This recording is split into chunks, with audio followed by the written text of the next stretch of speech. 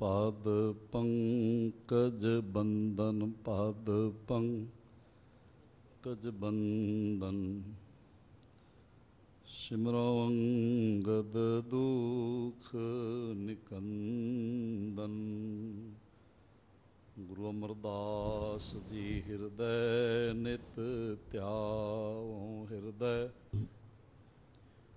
नित त्याओ।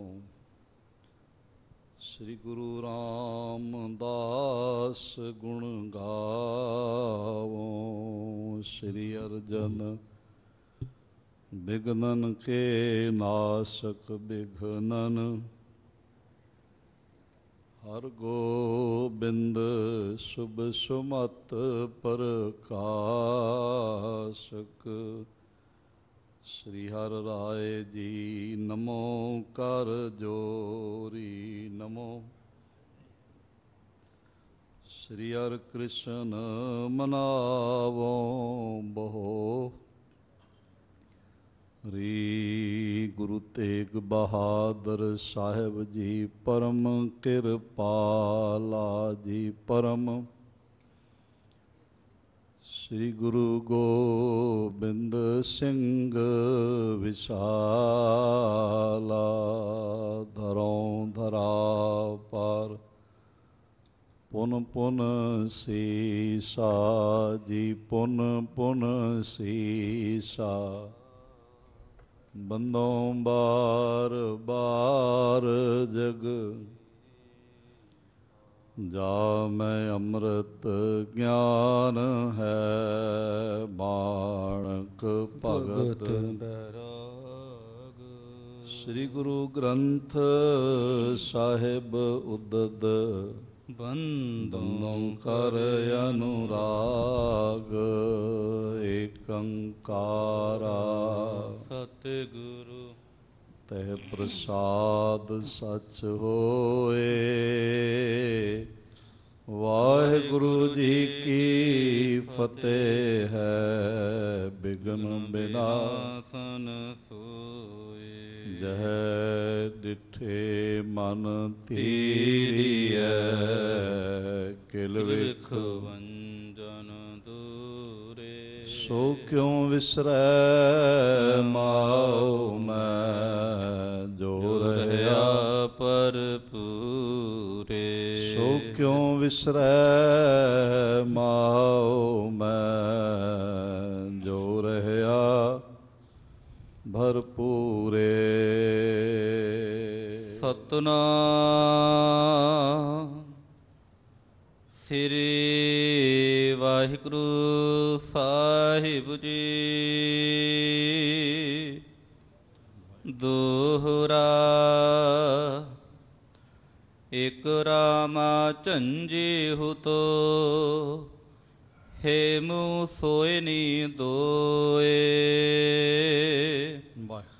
जट्टू भंडारी तृती सादरे रह सोए। परम सन्मान आवर साहिब कमाल बारगहे इनायत के मालक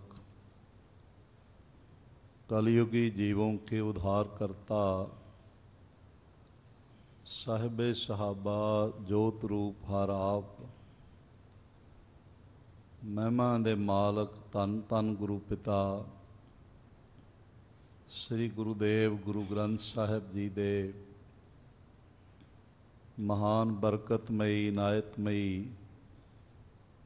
श्री चरण कमलों च विराजमान गुरु प्यारी साध संगत।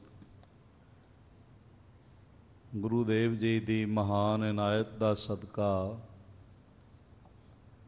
साडे सारियां दे सिर ते मेहरामतमई रखे हथ का सदका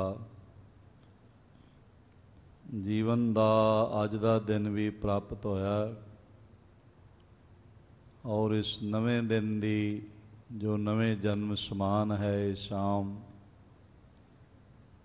अजीज़ुल नवाज गनीमुल खराज पातशाह साहिब गुरु गुरु कलगीधर पातशाह सरबंसदानी सतगुरु ਗੁਰੂ ਗੋਬਿੰਦ ਸਿੰਘ ਸਾਹਿਬ ਜੀ ਦੇ ਮੁਬਾਰਕ ਚਰਨ ਕਮਲਾਂ ਦੀ ਖਾਕ ਦੇ ਨਾਮ ਕਰਨਾ ਨਸੀਬ ਹੋਇਆ। ਸਤਿਗੁਰੂ ਜੀ ਦੇ ਦਰ ਤੋਂ ਨਿਵਾਜੇ ਹੋਏ ਕੀਰਤਨੀਆਂ ਤੋਂ ਬੜੇ ਪ੍ਰੇਮ ਰਸ ਵਿੱਚ ਸੋਦਰ ਚੌਂਕੀ ਦੇ ਗਾਇਨ ਆਪ ਨੇ ਸਰਵਣ ਕੀਤੇ। ਫਿਰ ਹਰ ਕੀਰਤ ਹਮਰੀ ਰਹਿਰਾਸ ਸਾਹਿਬ ਜੀ ਦੇ ਪਾਠ, ਆਰਤੀ ਆਰਤਾ ਜੀ ਕੇ ਗਾਇਨ, ਅਰਦਾਸਾਂ ਬੇਨਤੀਆਂ ਜੋਦੜੀਆਂ, ਫਿਰ ਮਹਾਰਾਜ ਜੀ ਦੇ ਹੁਕਮਨਾਮੇ ਆਪ ਨੇ ਝੋਲੀ 'ਚ ਪਾਏ ਹਨ। ਕੁਝ ਸਮਾਂ ਹੋਰ ਚੱਲ ਰਹੀ ਲੜੀਵਾਰ ਗੁਰੂ ਇਤਿਹਾਸ ਵਿਚਾਰ, ਗੁਰੂ ਦੀਦਾਰ ਦੀ ਉਪਲਬਧੀ ਹੋ ਸਕੇ, ਇਸ ਲਈ ਜਿਤਨੇ ਮਾਤਾ ਪਾਤਾ ਹਾਜ਼ਰੀਨ ਹਾਜ਼ਰੀ ਭਰ ਰਹੇ ਹੋ, ਪੇਸ਼ਤਰ ਦੋਹਾਂ ਹੱਥਾਂ ਨੂੰ ਹਿਰਦੇ ਦੇ ਸਾਹਮਣੇ ਜੋੜਦਿਆਂ ਨੇਤਰ ਬੰਦ ਕਰਕੇ ਐਸਾ ਗਹਿਰਾਈ ਤੋਂ ਮਹਿਸੂਸ ਕਰੀਏ ਕਿ ਸਾਡਾ ਸੀਸ ਗੁਰੂ ਗੋਬਿੰਦ ਸਿੰਘ ਸਾਹਿਬ ਜੀ ਦੇ ਚਰਨ ਕਮਲਾਂ 'ਤੇ ਟਿਕਿਆ ਹੈ ਤੇ ਸਾਹਿਬ ਜੀਆਂ ਨੇ ਮਿਹਰ ਭਰਿਆ ਹੱਥ ਸਾਡੇ ਸਿਰ 'ਤੇ ਰੱਖਿਆ ਹੋਇਆ। ਗੁਰੂਦੇਵ ਜੀ ਦੇ ਸ਼ਬਦ ਰੂਪੀ ਕਦਮਾਂ ਨੂੰ ਗਲਵੱਕੜੀ ਕਰਦਿਆਂ, ਚਰਨ ਚੁੰਮਦਿਆਂ ਹੋਇਆਂ ਗੁਰੂ ਕੀ ਮੁਬਾਰਕ ਫਤਿਹ ਦੁਆਰਾ ਸਾਂਝ ਬਣਾਈਏ। ਵਾਹਿਗੁਰੂ ਜੀ ਕਾ ਖਾਲਸਾ, ਵਾਹਿਗੁਰੂ ਜੀ ਕੀ ਫਤਿਹ। ਕੱਲ ਤੱਕ ਸਰਵਣ ਕਰਦਿਆਂ ਇਤਨਾ ਆਪ ਨੇ ਸਰਵਣ ਕੀਤਾ ਕਿ ਜੋ ਪੜ੍ਹ ਕਰ ਉਪਦੇਸ਼ ਬਤਾਵੈ, ਆਪ ਨਹੀਂ ਸ਼ੁਭ ਕਰਮ ਕਮਾਵੈ। ਜਦ ਭਾਈ ਨਿਹਾਲੂ ਆਦਿਕ ਗੁਰਸਿੱਖਾਂ ਨੇ ਮਹਾਰਾਜ ਤੋਂ ਪੁੱਛਿਆ, ਸੱਚੇ ਪਾਤਸ਼ਾਹ, ਜਿਨ੍ਹਾਂ ਵਿੱਚ ਭਾਈ ਲਾਲਾ ਸੇਠੀ, ਭਾਈ ਚੂਹੜ, ਭਾਈ ਸਾਈਂ ਜੀ ਹਨ, ਮਹਾਰਾਜ ਸੱਚੇ ਪਾਤਸ਼ਾਹ ਉਪਦੇਸ਼ ਤਾਂ ਸਭ ਸਰਵਣ ਕਰਾਉਂਦੇ ਨੇ, ਅਸੀਂ ਵੀ ਪੜ੍ਹਦੇ ਹਾਂ, ਵਿਚਾਰਦੇ ਹਾਂ, ਸੁਣਾਉਂਦੇ ਹਾਂ, ਪਰ ਮਹਾਰਾਜ ਸਾਰਿਆਂ ਦਾ ਅਸਰ ਇੱਕੋ ਜਿਹਾ ਨਹੀਂ ਪੈਂਦਾ। ਮਹਾਰਾਜ ਕਹਿਣ ਲੱਗੇ, ਹਾਂ ਇਸ ਤਰ੍ਹਾਂ ਹੁੰਦਾ ਹੈ, ਜਿਨ੍ਹਾਂ ਦੇ ਕੋਲ ਜੀਵਨ ਨਹੀਂ ਹੁੰਦਾ, ਜੋ ਆਪ ਨਹੀਂ ਕਮਾਉਂਦੇ, ਕੇਵਲ ਕਿਤਾਬਾਂ ਪੜ੍ਹ ਕੇ ਹੀ ਸੁਣਾ ਦਿੰਦੇ ਨੇ, ਉਹਨਾਂ ਦਾ ਦੂਜਿਆਂ 'ਤੇ ਅਸਰ ਅਨੁਕੂਲ ਨਹੀਂ ਬਣਦਾ। ਤਿਸ ਕੀ ਸਾਇਆ ਪਰਹਿ ਨ ਕਿਸ ਪੈ, ਸ਼ਰਵਨ ਕਰੈ ਕੁਛ ਹੋਏ ਨ ਤਿਸ ਪੈ। ਭਾਵੇਂ ਉਸ ਦੇ ਕੋਲੋਂ ਕਿਤਨਾ ਹੀ ਸੁਣੀਏ, ਪਰ ਚੂੰਕਿ ਉਸ ਦੇ ਹਿਰਦੇ 'ਚ ਕਮਾਈ ਦੀ ਬਰਕਤ ਨਹੀਂ ਆਉਂਦੀ, ਇਸ ਲਈ ਸੁਣਨ ਵਾਲਿਆਂ 'ਤੇ ਉਸ ਦਾ ਪ੍ਰਭਾਵ ਨਹੀਂ ਬਣਦਾ। ਪਹਿਲੇ ਮਨ ਪ੍ਰਬੁੱਧ ਹੈ ਆਪਣਾ, ਪਾਛੇ ਅਵਰ ਰਿਝਾਵੈ। ਸੋ ਪੰਡਿਤ ਜੋ ਮਨ ਪ੍ਰਬੁੱਧ ਹੈ, RAM ਨਾਮ ਆਤਮ ਮੈਂ ਸੁਧ ਹੈ। RAM ਨਾਮ ਸਾਰ ਰਸ ਪੀਵੈ, ਉਸ ਪੰਡਿਤ ਕੇ ਉਪਦੇਸ਼ ਜਗ ਜੀਵੈ। ਉਸ ਗਿਆਨਵਾਨ ਪੁਰਖ ਦੇ ਉਪਦੇਸ਼ ਨਾਲ ਜਗਤ ਨੂੰ ਜੀਵਨ ਮਿਲਦਾ ਹੈ, ਜਗਤ ਜੁੜ ਜਾਂਦਾ। ਇਸ ਤਰ੍ਹਾਂ ਮਹਾਰਾਜ ਜੀ ਪਾਵਨ ਉਪਦੇਸ਼ ਸੰਦੇਸ਼ ਦ੍ਰਿੜ ਕਰਵਾ ਰਹੇ ਹਨ ਤੇ ਭਾਈ ਰਾਮਾ ਚੰਗੀ, ਭਾਈ ਹੇਮੂ ਸੋਇਨੀ, ਜੱਟੂ ਭੰਡਾਰੀ, ਜੋ ਸਾਧਰੇ ਲਾਹੌਰ ਦੇ ਕੋਲ ਰਹਿੰਦੇ ਹਨ, ਇਹ ਮਹਾਰਾਜ ਜੀ ਦੇ ਚਰਨਾਂ 'ਚ ਹਾਜ਼ਰ ਹੋਏ ਤੇ ਮੱਥਾ ਟੇਕਿਆ। ਮੈਂ ਕੱਲ੍ਹ ਗੁਜ਼ਾਰਿਸ਼ ਕੀਤੀ ਸੀ ਬਈ ਸਿੱਖ ਵੱਖ-ਵੱਖ ਭਾਸ਼ਾ ਬੋਲਦਾ ਹੋ ਸਕਦਾ ਹੈ, ਸਾਰੇ ਹੀ ਸਿੱਖ, ਕੋਈ ਫਰਕ ਨਹੀਂ। ਭਾਵੇਂ ਮੈਂ ਅਰਜ਼ ਕਰਾਂ ਇੰਗਲੈਂਡ ਦੇ ਵਿੱਚ ਗੋਰੇ ਸਿੰਘ ਸੱਜੇ ਨੇ, ਅਮਰੀਕਾ 'ਚ ਹੈ ਤੇ ਮਹਾਰਾਜ ਦੇ ਸਿੱਖ ਨੇ, ਬਾਣੀ ਗਾਉਂਦੇ ਨੇ, ਕੀਰਤਨ ਕਰਦੇ ਨੇ, ਔਰ ਗੋਰੇ ਸਿੱਖਾਂ ਦੇ ਕੀਰਤਨੀ ਜਥੇ ਵੀ ਹੈਗੇ ਨੇ। ਸ੍ਰੀ ਦਰਬਾਰ ਸਾਹਿਬ ਹਾਜ਼ਰੀ ਭਰਦਿਆਂ ਮੈਂ ਸੁਣਿਆ ਉਹਨਾਂ ਨੂੰ। ਇਸੇ ਤਰ੍ਹਾਂ ਅਫਰੀਕਨ ਸਿੱਖ ਵੀ ਮੈਂ ਦੇਖੇ ਨੇ ਜਿਨ੍ਹਾਂ ਨੇ ਕਿਰਪਾਨ ਪਾਈ ਹੋਈ, ਅੰਮ੍ਰਿਤ ਛਕਿਆ ਹੋਇਆ। ਕੁਝ ਚਾਈਨਾ ਵਿੱਚ ਵੀ ਸਿੱਖ ਹੈਗੇ ਨੇ। ਇਸ ਤਰ੍ਹਾਂ ਰਸ਼ੀਆ, ਯੂਰਪ, ਸਭ ਜਗ੍ਹਾ ਤੁਹਾਨੂੰ ਲੋਕਲ ਕਮਿਊਨਿਟੀ ਦੇ ਲੋਕ ਸਿੱਖ ਮਿਲ ਜਾਣਗੇ। ਭਾਸ਼ਾ ਵੱਖ-ਵੱਖ ਹੋ ਸਕਦੀ ਹੈ, ਲਿਬਾਸ ਵੱਖ-ਵੱਖ ਹੋ ਸਕਦਾ ਹੈ। ਜਦ ਭਾਈ ਡੱਲਾ ਮਹਾਰਾਜ ਜੀ ਦੇ ਦਰਬਾਰ ਹਾਜ਼ਰ ਹੋਇਆ, ਸ੍ਰੀ ਦਮਦਮਾ ਸਾਹਿਬ, ਉਸ ਨੇ ਆਪਣੇ ਕਮਰ ਚਾਦਰਾ ਬੰਨ੍ਹਿਆ ਹੋਇਆ ਸੀ, ਵੱਡਾ ਸਾਰਾ ਉਧਰ ਦਾ ਲਿਬਾਸ ਹੋਵੇਗਾ। ਉਸ ਵੇਲੇ ਲਿਬਾਸ ਵੱਖ-ਵੱਖ ਹੋ ਸਕਦਾ ਹੈ, ਭਾਸ਼ਾ ਵੱਖ-ਵੱਖ ਹੋ ਸਕਦੀ ਹੈ, ਇਲਾਕਾ ਵੱਖ-ਵੱਖ ਹੋ ਸਕਦਾ ਹੈ, ਪਰ ਮੈਂ ਅਰਜ਼ ਕਰਾਂ ਸਿੱਖਾਂ ਦੀ ਭਾਵਨਾ ਵੱਖ-ਵੱਖ ਨਹੀਂ ਹੁੰਦੀ। ਉਹ ਸਭ ਤੋਂ ਪਹਿਲਾਂ ਜਦ ਸਤਿਗੁਰੂ ਜੀ ਦੇ ਕੋਲ ਆਉਂਦੇ ਨੇ ਤੇ ਮਹਾਰਾਜ ਨੂੰ ਮੱਥਾ ਟੇਕਦੇ, ਉਹਨਾਂ ਦੀ ਭਾਵਨਾ ਸਾਰਿਆਂ ਦੀ ਇੱਕੋ ਹੁੰਦੀ ਹੈ। ਭਾਈ ਰਾਮਾ ਝੰਜੀ ਹੈ, ਹੇਮੂ ਸੋਇਨੀ ਹੈ, ਜੱਟੂ ਭੰਡਾਰੀ ਹੈ, ਇਹੋ ਜਿਹੇ ਨਾਮ ਹੁੰਦੇ ਸੀ ਪਹਿਲੇ। ਇਹਨਾਂ ਸਾਰਿਆਂ ਨੇ ਆ ਕੇ ਪ੍ਰਤੱਖ ਹਰ ਗੁਰੂ ਅਰਜਨ ਦੇਵ ਸਾਹਿਬ ਜੀ ਨੂੰ ਚਰਨਾਂ 'ਤੇ ਸੀਸ ਰੱਖ ਕੇ ਮੱਥਾ ਟੇਕਿਆ ਤੇ ਫਿਰ ਮਹਾਰਾਜ ਜੀ ਦੇ ਨਾਲ ਕੁਝ ਇਹਨਾਂ ਨੇ ਵਾਰਤਾਲਾਪ ਕੀਤਾ। ਆਓ ਸਰਵਣ ਕਰੀਏ, ਪੇਸ਼ਤਰ ਮਨ ਕਰਦਾ ਹੈ ਜਿਤਨੇ ਬੈਠੇ ਹੋ, ਭਾਵੇਂ ਗੁਰੂ ਦਰਬਾਰ ਵਿੱਚ ਬੈਠੇ ਹੋ, ਭਾਵੇਂ ਆਪਣੇ ਪਰਿਵਾਰ ਵਿੱਚ ਬੈਠੇ ਹੋ।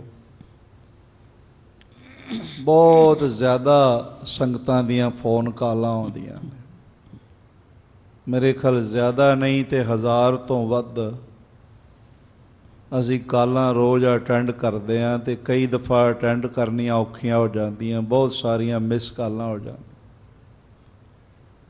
ਉਹ ਸਾਰੀਆਂ ਸੰਗਤਾਂ ਕੋਲੋਂ ਇੱਕ ਚੀਜ਼ ਸੁਣਨ ਨੂੰ ਮਿਲ ਰਹੀ ਹੈ ਕਿ ਅਸੀਂ ਸ਼ਾਮ ਨੂੰ ਬਹਿ ਜਾਂਦੇ ਹਾਂ 7:30 ਵਜੇ, ਸਾਰੇ ਕੰਮਕਾਰ ਛੱਡ ਕੇ ਤੇ ਗੁਰੂ ਕਲਗੀਧਰ ਪਾਤਸ਼ਾਹ ਜੀ ਦੇ ਜੈਕਾਰੇ ਬੁਲਾਉਣ ਲੱਗ ਪੈਂਦੇ। ਕੁਝ ਲੋਕਡਾਊਨ ਦਾ ਜਿਹੜਾ ਸਮਾਂ ਚੱਲ ਰਿਹਾ, ਸਾਰੇ ਘਰਾਂ ਵਿੱਚ ਹਨ ਤੇ ਬਹੁਤ ਵੱਡੀ ਗਿਣਤੀ ਹੈ ਸਰੋਤਿਆਂ ਦੀ। ਇੱਥੇ ਭਾਵੇਂ ਮੈਂ ਅਰਜ਼ ਕਰਾਂ ਡਿਊ ਟੂ ਲੋਕਡਾਊਨ ਸੰਗਤਾਂ ਦੀ ਗਿਣਤੀ ਨਾਮ ਮਾਤਰ ਹੀ ਹੈ, ਪਰ ਸਾਰੇ ਸੰਸਾਰ ਵਿੱਚ ਸੰਗਤਾਂ ਦੀ ਗਿਣਤੀ ਅਣਗਿਣਤ ਹੈ, ਗਿਣਿਆ ਨਹੀਂ ਜਾ ਰਿਹਾ। ਆਪ ਫੋਨ ਕਾਲਸ ਤੋਂ ਹੀ ਅਨੁਮਾਨ ਲਾ ਸਕਦੇ ਹੋ ਵੀ ਕਿੰਨੀਆਂ ਕੁ ਸੰਗਤਾਂ ਮਹਾਰਾਜ ਜੀ ਦੇ ਇਸ ਪਾਵਨ ਤਖਤ ਨਾਲ ਜੁੜ ਰਹੀਆਂ ਹਨ। ਸਾਰੇ ਜਿਤਨੇ ਮਹਾਰਾਜ ਜੀ ਦੇ ਚਰਨਾਂ 'ਚ ਹਾਜ਼ਰੀ ਲਵਾ ਰਹੇ ਹੋ, ਸਰਵਣ ਕਰੀਏ, ਪੇਸ਼ਤਰ ਇੱਕ ਵਾਰੀ ਆਖੋ ਧੰਨ ਗੁਰੂ ਅਰਜਨ ਦੇਵ ਜੀ ਮਹਾਰਾਜ। ਇੱਕ ਵਾਰੀ ਫਿਰ ਸਾਰੇ ਆਖੋ ਜੀ ਧੰਨ ਗੁਰੂ ਅਰਜਨ ਦੇਵ ਜੀ ਮਹਾਰਾਜ। ਭਾਵੇਂ ਆਪ ਘਰਾਂ ਵਿੱਚ ਬੈਠੇ ਹੋ ਤੇ ਮੈਨੂੰ ਤਾਂ ਨਹੀਂ ਸੁਣੇਗਾ ਜੇ ਆਪ ਆਖੋਗੇ ਆਪਣੇ ਘਰਾਂ ਪਰਿਵਾਰਾਂ 'ਚ ਬੈਠੇ ਹੋਏ, ਤੇ ਨਾ ਮੈਨੂੰ ਪਤਾ ਹੀ ਲੱਗੇਗਾ ਵੀ ਆਖਿਆ ਕਿ ਨਹੀਂ ਆਖਿਆ, ਕਿਉਂਕਿ ਮੈਂ ਅੰਤਰਯਾਮੀ ਨਹੀਂ ਹਾਂ, ਮੈਨੂੰ ਇਸ ਬਾਰੇ ਨਹੀਂ ਬੋਧ। ਪਰ ਜੇ ਗੁਰੂ ਅਰਜਨ ਦੇਵ ਜੀ ਨੂੰ ਧੰਨ ਧੰਨ ਆਖੋਗੇ, ਜਿੱਥੇ ਬੈਠ ਕੇ ਵੀ ਆਖੋਗੇ, ਸ੍ਰੀ ਗੁਰੂ ਅਰਜਨ ਦੇਵ ਮਹਾਰਾਜ ਜੀ ਦਾ ਆਸ਼ੀਰਵਾਦ ਭਰਿਆ ਹੱਥ ਤੁਹਾਡੇ ਸਿਰ ਤੇ ਆ ਜਾਏਗਾ, ਕਿਉਂਕਿ ਗੁਰੂ ਅਰਜਨ ਦੇਵ ਜੀ ਨੂੰ ਪਤਾ ਹੈ ਬਈ ਮੇਰਾ ਨਾਮ ਲੈਂਦੇ ਪਏ। ਇਸ ਲਈ ਇੱਕ ਵਾਰੀ ਫਿਰ ਆਖੋ ਧੰਨ ਗੁਰੂ ਅਰਜਨ ਦੇਵ ਜੀ ਮਹਾਰਾਜ। ਚੋਪਈ ਸ੍ਰੀ ਅਰਜਨ ਕੀ ਸਰਨੀ ਆਏ। ਤਿੰਨੇ ਗੁਰਸਿੱਖ ਸਾਧਰੇ ਦੇ ਰਹਿਣ ਵਾਲੇ ਭਾਈ ਰਾਮਾ, ਭਾਈ ਸੋਇਨੀ, ਭਾਈ ਜੱਟੂ ਮਹਾਰਾਜ ਜੀਆਂ ਦੇ ਚਰਨ ਸ਼ਰਨ ਵਿੱਚ ਪਹੁੰਚੇ ਹਨ ਤੇ ਸਾਹਿਬ ਜੀ ਦੇ ਚਰਨ ਕਮਲਾਂ ਤੇ ਨਮਸਕਾਰ ਕੀਤੀ। ਮੱਥਾ ਟੇਕਣਾ ਕੀਤਾ ਹੈ ਸ਼ਰਧਾ ਸਹਿਤ। ਜੋ ਤਿਲ ਫੁੱਲ ਭੇਟਾ ਹੈ ਮਹਾਰਾਜ ਜੀ ਦੇ ਚਰਨਾਂ 'ਚ ਰੱਖੀ ਹੈ। ਪਦ ਅਰਬਿੰਦਨ ਸੀਸ ਨਿਵਾਏ। ਮਹਾਰਾਜ ਜੀ ਦੇ ਚਰਨ ਕਮਲ ਵਾਂਗੂ ਆਖੇ ਗਏ। ਭਾਵੇਂ ਮੈਂ ਅਰਜ਼ ਕਰਾਂ ਬੈਰੂਨੀ ਖੂਬਸੂਰਤੀ ਵੀ ਬਾ ਕਮਾਲ ਹੈ, ਕਾਬਲੇ ਦੀਦ, ਕਾਬਲੇ ਕਬੂਲ, ਕਾਬਲੇ ਤਾਰੀਫ ਹੈ। ਪਰ ਮੈਂ ਅਰਜ਼ ਕਰਾਂ ਗੁਰੂ ਦੇ ਚਰਨਾਂ ਨੂੰ ਇਸ ਲਈ ਵੀ ਕਮਲ ਆਖਿਆ ਜਾਂਦਾ ਹੈ ਕਿਉਂਕਿ ਕਮਲ ਦਾ ਸੁਭਾਅ ਹੈ, ਪਾਣੀ ਵਿੱਚ ਉਹਦੇ ਪੱਤੇ ਹੁੰਦੇ ਨੇ, ਉਹਦੀ ਜੜ ਹੁੰਦੀ ਹੈ, ਤਣਾ ਹੁੰਦਾ ਹੈ। ਪਰ ਜਿੰਨਾ ਪਾਣੀ ਉੱਚਾ ਹੁੰਦਾ ਜਾਏ ਕਮਲ ਉਸ ਤੋਂ ਉੱਚਾ ਹੁੰਦਾ ਜਾਂਦਾ। ਕਮਲ ਪਾਣੀ ਵਿੱਚ ਡੁੱਬਦਾ ਨਹੀਂ। ਜੈਸੇ ਜਲ ਮੈਂ ਕਮਲ ਨਿਰਾਲਮ। ਸੰਸਾਰ ਵਿੱਚ ਰਹਿੰਦਿਆਂ ਹੋਇਆਂ ਜੋ ਗੁਰੂ ਦੇ ਨਾਮ ਨਾਲ ਜੁੜ ਜਾਏ, ਗੁਰੂ ਦੇ ਚਰਨਾਂ ਨਾਲ ਜੁੜ ਜਾਏ ਤੇ ਸਤਿਗੁਰੂ ਜੀ ਦੇ ਚਰਨ ਕਮਲਾਂ ਦੀ ਸੰਗਿਆ ਕਮਲ ਵਾਂਗੂ ਹੈ। ਇਹਦਾ ਮਤਲਬ ਹੈ ਗੁਰੂ ਦੇ ਚਰਨ ਡੁੱਬਦੇ ਨਹੀਂ ਤੇ ਗੁਰੂ ਦੇ ਚਰਨਾਂ ਨਾਲ ਜੁੜਨ ਵਾਲਾ ਵੀ ਡੁੱਬਦਾ ਕਦੇ ਨਹੀਂ, ਤਰਦਾ ਰਹਿੰਦਾ। ਨਾ ਵਿਕਾਰਾਂ ਦੀ ਦਲਦਲ ਵਿੱਚ ਧੱਸਦਾ ਹੈ, ਨਾ ਹੰਕਾਰ ਦੇ ਸਾਗਰ ਵਿੱਚ ਡੁੱਬਦਾ ਹੈ, ਨਾ ਸੰਸਾਰ ਦੇ ਸਾਗਰ ਵਿੱਚ ਡੁੱਬਦਾ ਹੈ। ਉਹ ਸਦਾ ਤਰਦਾ ਰਹਿੰਦਾ ਹੈ ਕਿਉਂਕਿ ਗੁਰੂ ਦੇ ਚਰਨ ਕਮਲ ਦੀ ਤਰ੍ਹਾਂ ਹਨ, ਡੁੱਬਣ ਨਹੀਂ ਦਿੰਦੇ। ਉਹਨਾਂ ਮਹਾਰਾਜ ਜੀ ਦੇ ਸੋਹਣੇ ਚਰਨ ਕਮਲਾਂ ਤੇ ਸੀਸ ਨਿਵਾਉਣਾ ਕੀਤਾ ਹੈ। ਪ੍ਰਸੰਨ ਕਰਿਓ ਹਮ ਸੁਨਤ ਹਮੇਸ। ਔਰ ਇਸ ਤਰ੍ਹਾਂ ਮਹਾਰਾਜ ਜੀਆਂ ਤੇ ਪ੍ਰਸੰਨ ਕੀਤਾ ਕਿ ਹੇ ਸੱਚੇ ਪਾਤਸ਼ਾਹ ਅਸੀਂ ਹਮੇਸ਼ਾ ਸੁਣਦੇ ਹਾਂ ਤੁਹਾਡਾ ਜਸ, ਕੀਰਤੀ, ਵਡਿਆਈ ਸਰਵਣ ਕਰਦੇ ਹਾਂ। ਕੀਰਤਨ ਕਥਾ ਰੁਚਿਰ ਉਪਦੇਸ਼। ਆਪ ਜੀ ਦੀ ਅੰਮ੍ਰਿਤ ਬਾਣੀ ਦਾ ਕੀਰਤਨ, ਅੰਮ੍ਰਿਤ ਬਾਣੀ ਦੀ ਕਥਾ ਤੇ ਰੁਚੀ ਕਰ ਸੋਹਣਾ ਸੁਹਾਵਣਾ ਉਪਦੇਸ਼। ਉਰ ਮਹਿ ਨਹਿ ਠਹਿਰੈ ਠਹਿਰਾਏ। ਪਰ ਹੇ ਸੱਚੇ ਪਾਤਸ਼ਾਹ ਇੱਕ ਗੱਲ ਸਮਝ ਨਹੀਂ ਆਉਂਦੀ ਵੀ ਸੁਣਦਾ ਹੋਇਆ, ਸੁਣਿਆ ਹੋਇਆ ਹਿਰਦੇ ਵਿੱਚ ਨਹੀਂ ਠਹਿਰਦਾ, ਹਿਰਦੇ ਵਿੱਚ ਨਹੀਂ ਰਹਿੰਦਾ ਮਹਾਰਾਜ। ਇਹ ਸਾਨੂੰ ਗੱਲ ਸਮਝ ਵਿੱਚ ਨਹੀਂ ਆਉਂਦੀ ਹੈ। ਕਿਮ ਕਲਿਆਣ ਅੰਤ ਕੋ ਪਾਏ। ਇਹ ਸੱਚੇ ਪਾਤਸ਼ਾਹ ਜੇ ਸਾਡੇ ਹਿਰਦੇ ਵਿੱਚ ਹੀ ਨਾ ਠਹਿਰਿਆ, ਸੁਣਿਆ ਹੋਇਆ ਕੀਰਤਨ, ਸੁਣੀ ਹੋਈ ਕਥਾ, ਸੁਣਿਆ ਹੋਇਆ ਉਪਦੇਸ਼, ਤੇ ਮਹਾਰਾਜ ਫਿਰ ਸਾਡਾ ਕਲਿਆਣ ਕਿਵੇਂ ਹੋਵੇਗਾ, ਸਾਡਾ ਉਧਾਰ ਕਿਵੇਂ ਹੋਵੇਗਾ, ਭਲਾ ਕਿਵੇਂ ਹੋਵੇਗਾ। ਸ੍ਰੀ ਮੁਖ ਤੇ ਸੁਭ ਬਾਕ ਬਖਾਨਾ। ਇੱਕ ਵਾਰੀ ਫਿਰ ਆਖੋ ਧੰਨ ਗੁਰੂ ਅਰਜਨ ਦੇਵ ਜੀ ਮਹਾਰਾਜ। ਧੰਨ ਗੁਰੂ ਅਰਜਨ। ਫਿਰ ਸਾਹਿਬ ਜੀ ਨੇ ਸਤਕਾਰ ਯੋਗ ਮੁਖੜੇ ਤੋਂ, ਪਾਵਨ ਪਵਿੱਤਰ ਮੁਖਾਰਬਿੰਦ ਤੋਂ ਇਹ ਅੰਮ੍ਰਿਤਮਈ ਬਚਨ ਆਖੇ ਹਨ। ਪੂਰਬ ਸੁਨਹਿ ਪ੍ਰੇਮ ਕਰ ਕਾਨਾ। ਸਾਹਿਬ ਸੱਚੇ ਪਾਤਸ਼ਾਹ ਕਹਿਣ ਲੱਗੇ ਬਈ ਪਹਿਲਾਂ ਪ੍ਰੇਮ ਸਹਿਤ ਆਪਣੇ ਸਰਵਣਾ ਨਾਲ ਸੁਣਨਾ ਚਾਹੀਦਾ। ਸੁਣਨ ਦੀ ਬੜੀ ਗਹਿਰਾਈ ਹੈ ਸਾਧ ਸੰਗਤ, ਇਸ ਤਰ੍ਹਾਂ ਦੇਖਣ ਦੀ ਵੀ ਗਹਿਰਾਈ ਹੈ। ਇੱਕ ਸਰਸਰੀ ਨਜ਼ਰ ਕਹਿੰਦੇ ਨੇ, ਦੇਖਿਆ ਬਈ ਲੋਕ ਲੰਘਦੇ ਪਏ ਨੇ, ਪਤਾ ਨਹੀਂ ਪਰ ਕੌਣ ਜਾ ਰਿਹਾ ਹੈ, ਸਰਸਰੀ ਨਜ਼ਰ ਹੈ। ਬੜੀ ਭੀੜ ਲੋਕਾਂ ਦੀ ਜਾ ਰਹੀ ਹੈ ਪਰ ਇਹ ਨਹੀਂ ਪਤਾ ਵੀ ਕੌਣ ਜਾ ਰਿਹਾ।